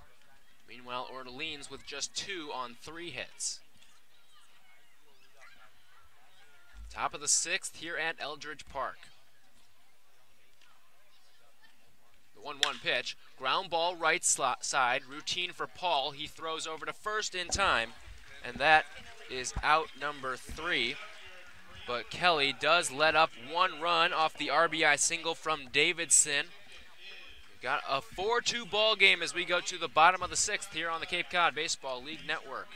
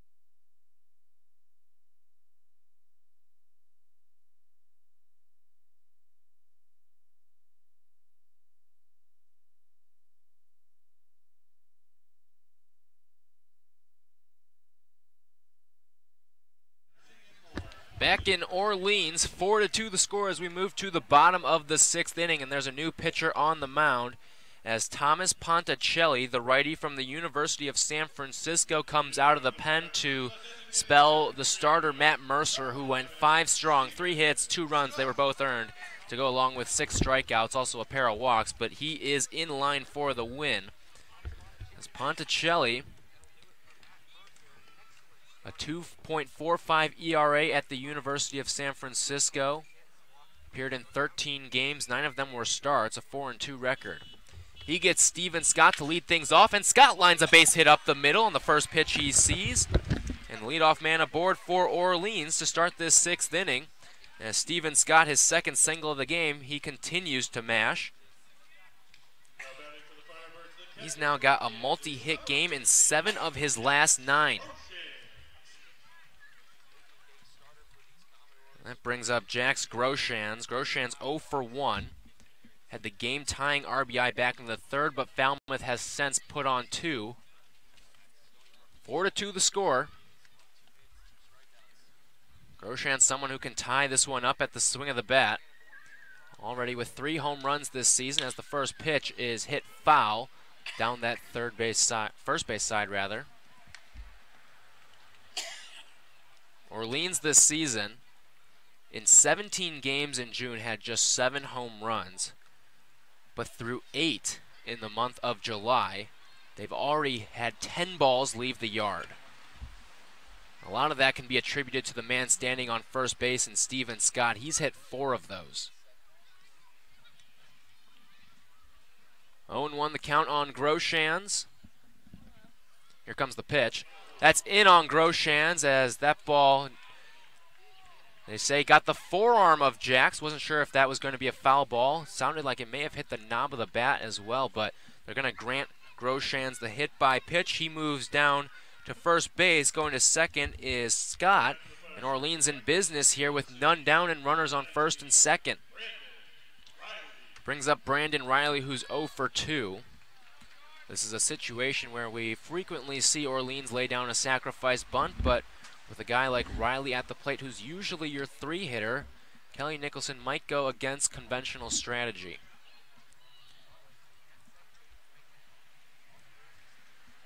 Corner infield is in, middle infield shaded up the middle as Riley squares around a bunt, lays one down the third base line. That's hugging the grass and goes foul. 0-1 the count on Riley. Stroshine on deck. Newtbar to follow. 4-2 ball game. Orleans trying to get the tying run in scoring position with runners on first and second. And Riley showing bunt.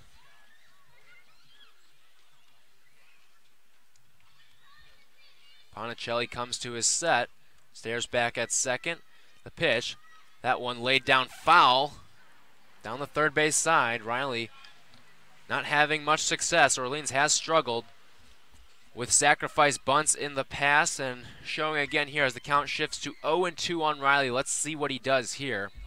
The other day we saw Newtbar against Harwich given the green light to bunt on 0-2. He did get it down. Let's see if Riley gets the green light right here. Corner infield stays in. The 0-2 pitch. Swing and a miss for strike 3. A big punch out there for Ponticelli. And that keeps the runners on first and second. Riley can't get the job done. Here's Kevin Stroshine. Stroshine 0 for 1 today, was hit by a pitch back in the second as well. Now with a chance to drive some runs in. Waiting for his bat to come alive. First pitch to Stroshine, a high chopper over to third, and that's going to be a foul ball, says the home plate umpire John Leeds. A very emphatic call from behind the plate. Third base umpire Troy Lair was out in the field, so he wasn't going to be the one to make that play, as that ball just got fouled. Otherwise, probably would have resulted in a double play, as it brought the third baseman Yancha over towards the bag. Would have been an easy 5-3 double play. 0-1 the count on Stroshine. Ponticelli sets, stares back, double takes, and the pitch. Ground ball right side, that's through the hole for a base hit. Being waved around is Scott. He comes to the plate. The throw home is high and over the catcher, Bro. Going down to third is Jax Grosjean, and over to second is Kevin Stroshine. It's a 4-3 ball game on the RBI single by Stroshine. He just put that through the hole on the right side, and Stroshine doing a good job of taking that one the other way and getting Orleans that much closer. Now the go-ahead run is in scoring position. That being Stroshine out at second base. Grosjean's at third, and the batter's the lefty Lars Newtbar, and he may get a new pitcher. Coming out is manager Jeff Trundy, and that's going to do it for Thomas Ponticelli here, as he has already surrendered 1 and 2 more potentially on his tab. We'll be back in the 6th in just a second. 4-3 the score as the Firebirds down by 1, but threatening here on the Cape Cod Baseball League Network.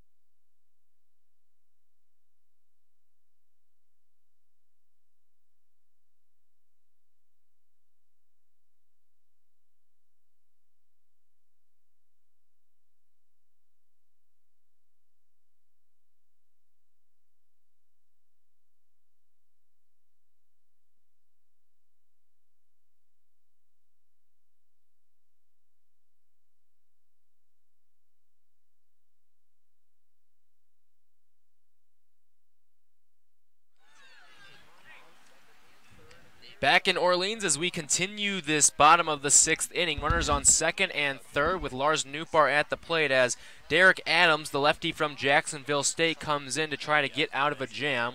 Just one down in the bottom of the 6th as Thomas Ponticelli not effective. First pitch to Newbar is in the dirt for a ball. 1-0 on Newbar. Adams this season, a 1.93 ERA in 6 appearances, 14 innings, also has struck out 14. Doesn't walk guys, though, just 1 on the season. Here comes the pitch. In there for a strike. 1-1 the count on Newbar. Lars today 0 for 1 with a walk. Flew out to deep left field back in the 4th inning as well. Deep fly ball would score 1. The pitch chopped over to the first baseman, Bohm, and he's got Groshans over in a pickle, and the throw is not in time over to third base, and everyone's safe. A gutsy play there by Bohm. He tried to look back Groshans, probably should have stepped on the bag in the process, but couldn't get any of that done, and the bases are loaded for Jeff Hotby. An infield single for Lars Newbar. And there's birds at every station for Hotby. And with rain coming in the very near future, now would be a good time for Jeff to get out of his slump. He's 3 for his last 40. He watches a ball on the outside. Did have 2 walks and scored 2 runs yesterday. A walk would tie the game here. 4-3 ball game. Next pitch to Hotby, a big cut, but comes up empty. 1-1 the count. 1 down, bottom of the 6th. 4-3 Falmouth leads. Runners on second and third, both charged to Ponticelli. The one on first is Adams. The pitch, chopper foul down the first base side. 1-2 the count on Hotby. Jeff just needs to avoid a strikeout or a double play right here.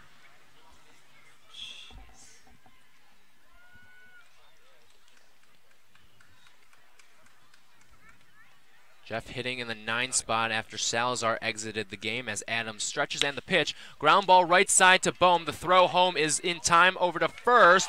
Also in time, a 3-2-3 inning-ending double play. As Orleans leaves them loaded, they had a chance right there. Do pick up one on the RBI single by Stroshine. We're through 6, 4-3, Falmouth on top on the Cape Cod Baseball League Network.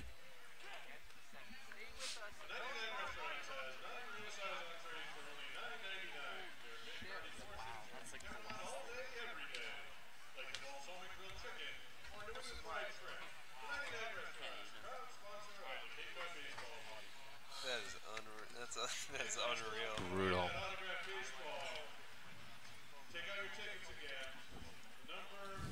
Yeah.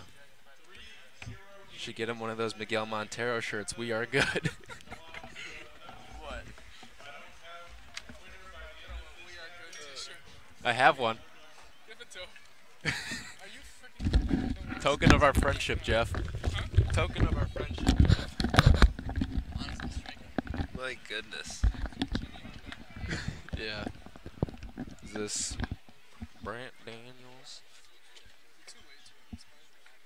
Like I'm also like I'm not even like No, because the rosters aren't final. Oh, today, no, they're finalized today. like could you I think you can release people like if he makes like he doesn't regardless like there's no way they can apply it. Just a roster spot. You could do like I'm not even putting I think I can do that.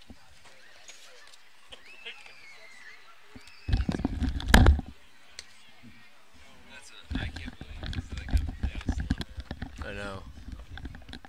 I haven't seen anyone struggle like that this year. Or ever, honestly. Yeah.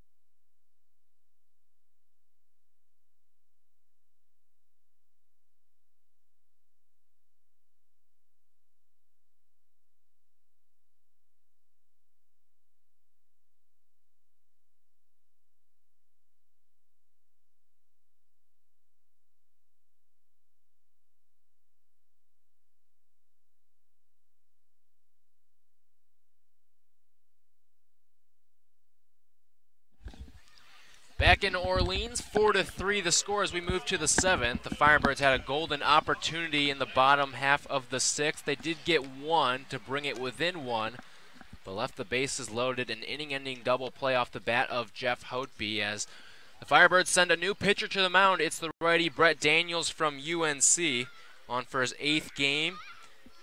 10.2 innings to speak of so far. 11 strikeouts, just 1 walk.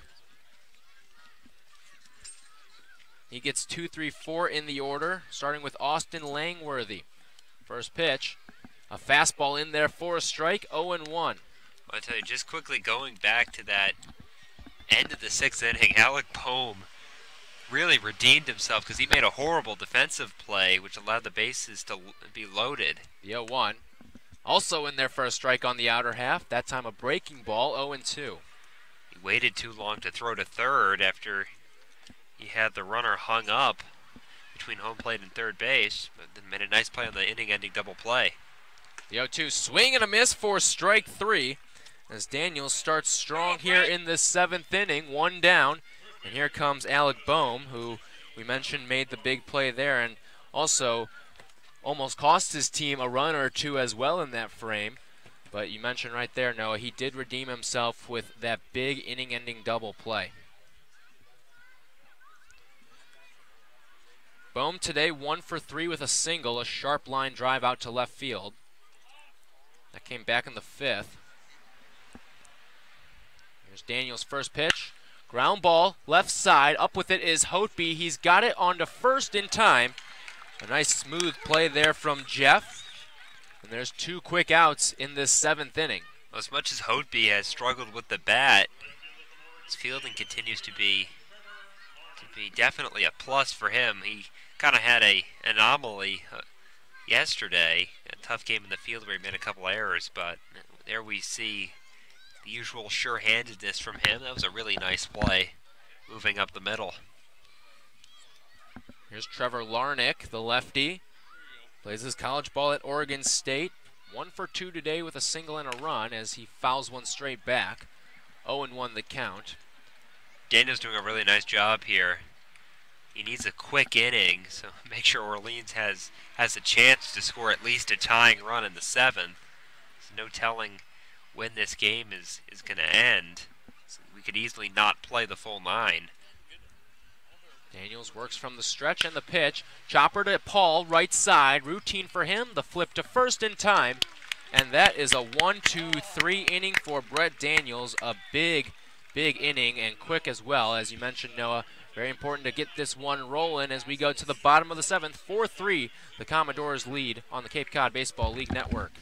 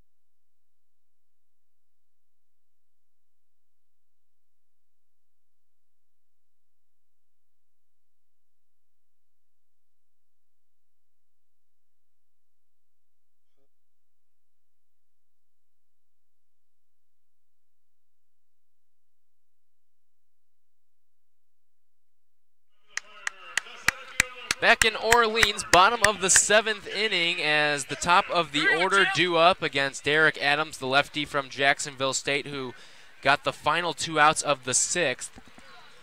As Orleans left them loaded in that bottom half, they trail 4-3.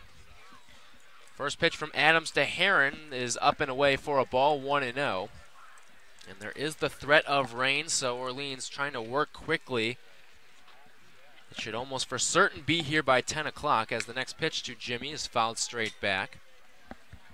But it could get here as early as 9:30. And something interesting, for the first time all season, God Bless America was played in the middle of the 7th inning as the 1-1. That one cracked foul down the first base side. But with a couple extra minutes there on the delay for this game, that could be the difference between a win, a loss, or a tie for Orleans as the 1-1. Inside for a ball. Well, you know, a couple times this season when we've been talking about rain, with the exception of that YD game in the early going, it's just held off. So, you know, hopefully that'll be the case tonight. 2-2 to Heron. That one tapped foul off the end of the bat. Jimmy stays alive. Count remains 2-2. I think the advantage so far has been this has certainly not been one of the longer games so far this season. This has been fairly quick. Boy, what an opportunity that was in the bottom of the sixth for Orleans. 2-2 to Heron. Line drive up the middle. That's going to bounce to the second baseman. Daniel throw to first. Beats Heron by a step. Jimmy got good wood on that one, but shaded up the middle was Daniel. And he retires Heron for the first out. Took a nice hop for Daniel as it bounced up, and he was able to catch that at about chest height. Had plenty of time to make a strong throw over to first base. Heron really busting down that line. He almost beat it. And also took a bit of a spin towards the second base side, which helped out Daniel as the first pitch is in and out of the mitt of Bro off the home plate umpire, John Leeds. That's a little high for a ball. 1-0 on Paul. As Bro goes out and has a chat with his pitcher, Adams. Maybe thought he was getting a breaking ball there, and it came in as a fastball. Just wants to rerun through the signs real quick. Gonzalez on deck. Paul in his last at-bat was retired for the first time in his last 7 plate appearances. The 1-0. That one popped foul into the screen. 1-1 on Ethan.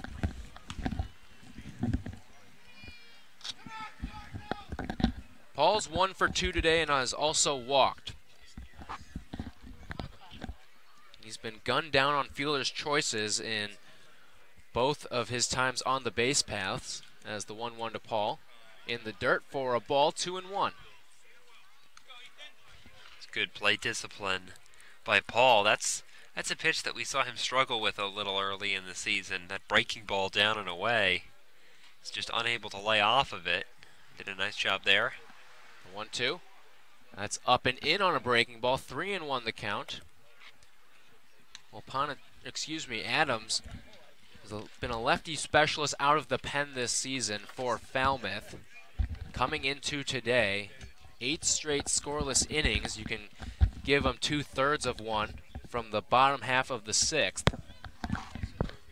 Also the out in this inning as Paul takes a big cut and misses. Count is full on Ethan. That's a good pitch right there, because that's probably a strike at the knees over the outside corner. Tough pitch for Paul to make contact with as he swings right through it. Here comes the 3-2. Outside corner, got him looking as Paul will go back to the dugout as the second out of the inning, the first strikeout for Adams. And here comes Romy Gonzalez. That was almost the same spot, maybe a little bit higher, but a pitch that Paul really has to swing at, and it's too close to the plate to take. Romy today 0 for 3. First pitch. That ball hit out into deep right center field. Going and can't come up with it is the right fielder, Lernick. Chugging for 2 is Gonzalez. He'll hold there. A 2-out double for Romy Gonzalez. And he represents the tying run in scoring position for the very hot Steven Scott. Nice job right there by Gonzalez. Got a pitch he could handle on the outer half and drove it to the gap in right center. Possibly the biggest part of that play, though, was the dive by Larnick out in right. If he holds up and plays that on a hop, then it's only a single for Gonzalez, but he dives, it gets under his glove. He's able to advance to second as that ball made it all the way to the fence. Nice job by the center fielder Steinmetz to back it up, but as you mentioned, Steven Scott comes in red hot with a chance to tie the game. Already with an RBI single today. He's 2 for 3. First pitch to Scott. Breaking ball in there for a strike. 4-3 ball game. Gonzalez the runner on second. 2 down in this 7th inning. Lefty to lefty. Here's the pitch to Scott. A fastball for a strike, 0-2. It was a good first pitch by Adams. The breaking ball, not wanting to give Scott a pitch he could hit. First pitch of the at-bat after Gonzalez took him to the fence with his first pitch that he saw. Now he's ahead 0-2. Adams looks back, double takes, now triple takes and comes to the plate. Outside for a ball, 1-2. Well, Scott leads this team with 20 RBIs, including the one back in the first. He's got number 21 sitting out there on second base, came into today, number 5 in the league. The 1-2. Low and away as well, 2-2 on Scott. Steven working his way back. It's a nice job by Scott laying off back-to-back pitchers' pitches. Both of them out of the zone and away.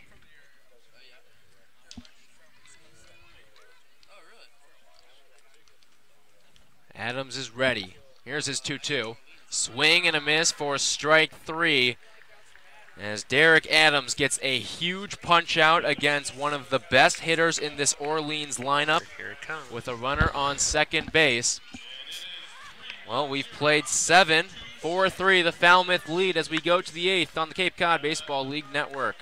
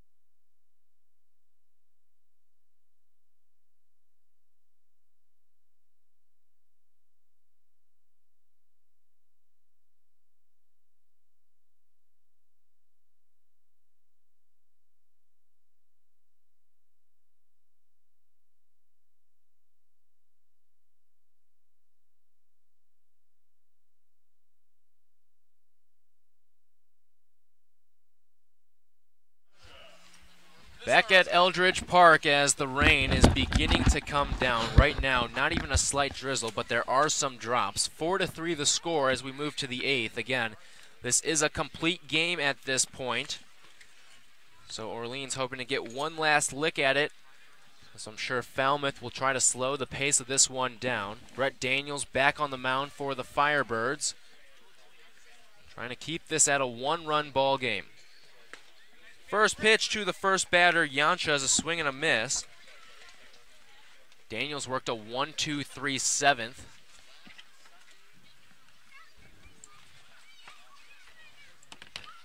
Comes out for inning number 2. Always from the stretch in the 0-1. That one bounces for a ball. 1-1 the count. Daniels, I'm sure, told to work quickly here. He did a nice job in his last inning, only threw 6 pitches. Yancha 1 for 3 today. As the pitch, cracked foul down the first base side, out of play. 2-1 the count.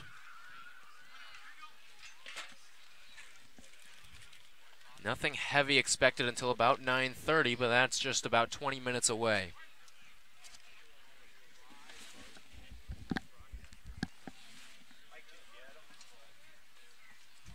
One and two on Yancha. Here comes the pitch. Tapper right side, picked up by Newbart in fair territory.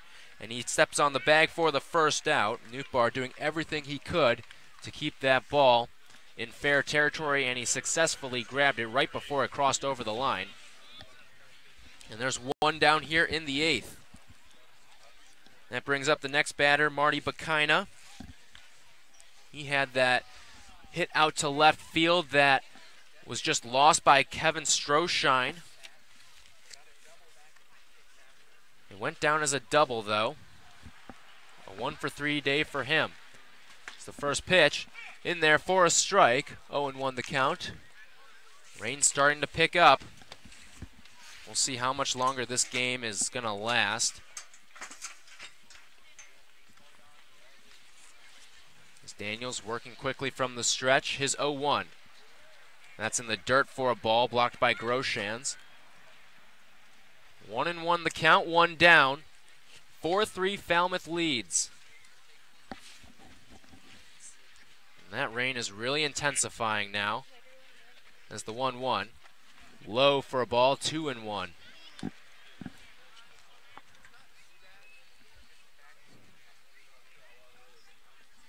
Righty on righty matchup. As Daniels comes to his set and the pitch. Popped in the air, right side, going towards foul territory and out of play.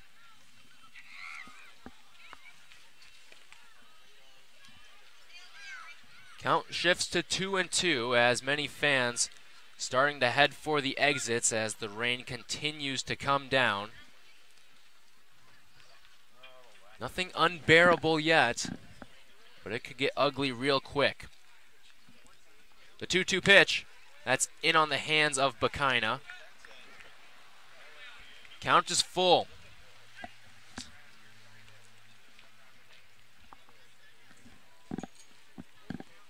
Third baseman Groshans hugging the line. The 3-2. Popped in the air, right side, going foul. Might be playable for the catcher Groshans, and that ball stays in play, but on top of the dugout. No chance for Groshans to get that one. Count remains full.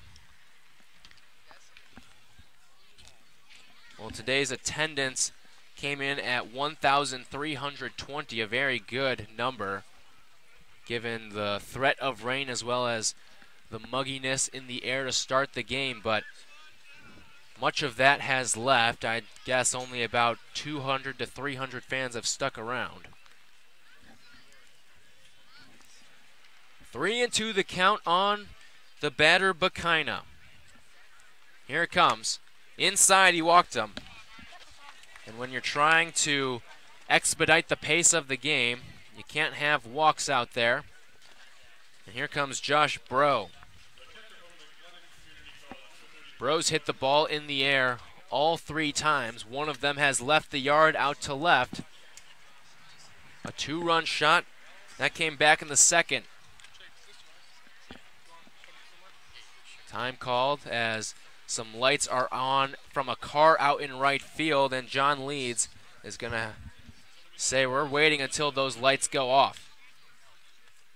Had a couple of delays not related to the game. Very strange. We mentioned the God Bless America and now the lights, and as who knows how long this can take out in right field, as we may see someone go out and say something to the car in right, but that's going to be right in the batter Bro's eyes. Can't play with that as we continue to have this delay. Well, looking forward for Orleans. If we do get to the bottom half of this frame as the lights finally dim down, it'll be Groshans, Riley, and Stroshine. But Daniels is going to have to get out of this one quickly. One down, 4-3 Falmouth in the 8th. First pitch to Bro. Popped foul and out of play, right side. 0-1.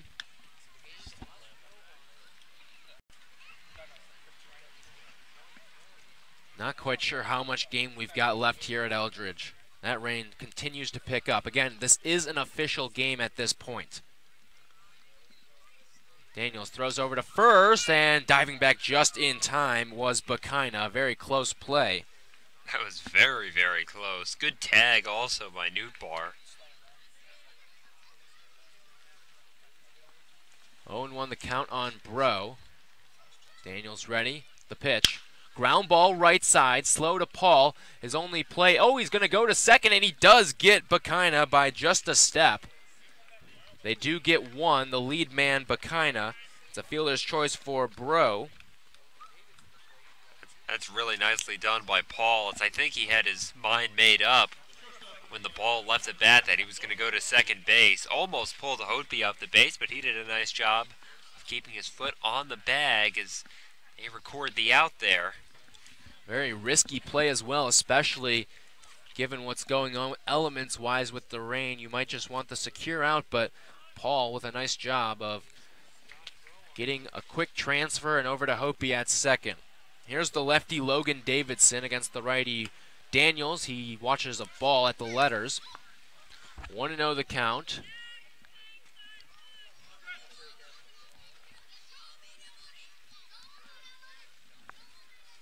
Daniels from the stretch and the pitch. Fastball for a strike. 1-1 the count. And it was interesting to me in that last at-bat. I don't think Daniels would think that a pickoff would be the smartest thing. You can't waste time with the rain coming down. The 1-1, fouled straight back. Right now you just got to be playing for outs and hoping that you can somehow strand runners, as now the rain keeps picking up as time called by the batter Logan Davidson. 1-2 the count.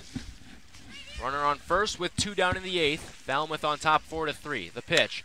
Chopper right side over to Paul. Routine play. He's got it on to first, and that is out number 3. We'll see if we have a bottom of the 8th in just a second. Stay tuned right here on the Cape Cod Baseball League Network.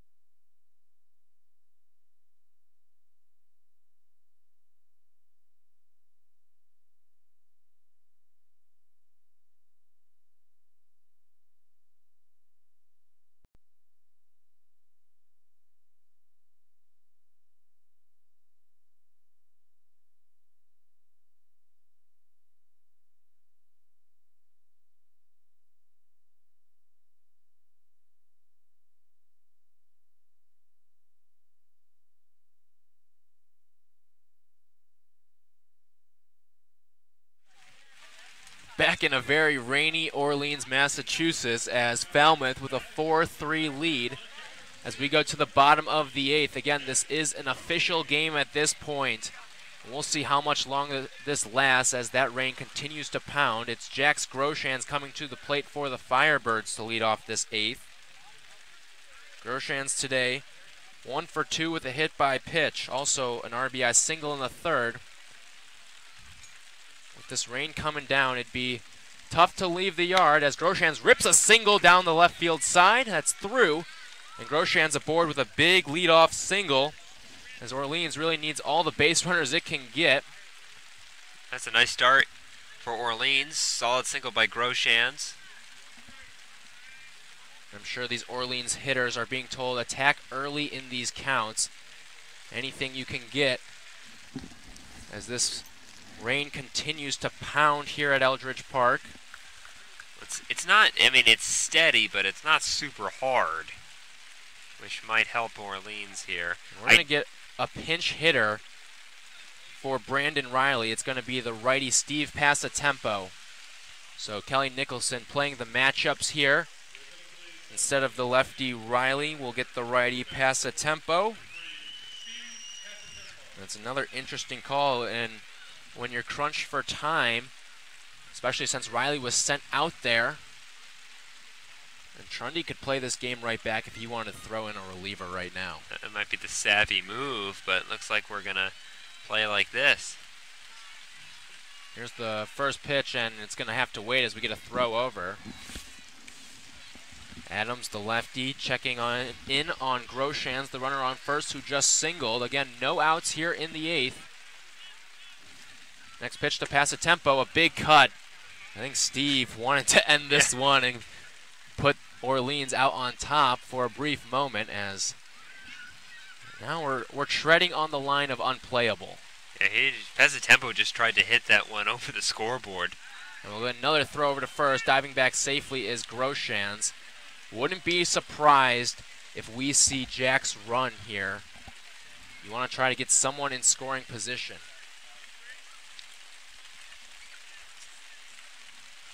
Oh, and 1 the count, the pitch. That's low for a ball. Now the wind picking up with the rain. And home plate umpire John Leeds is going to say, we're going to stop this one for the time being. Well, we'll keep you posted. Again, follow us on Twitter at FirebirdsCCBL for updates on when this might slow up. Right now, we're in the middle of the bottom of the 8th. A runner on first. 4-3 Falmouth leads. We'll be back in just a bit on the Cape Cod Baseball League Network.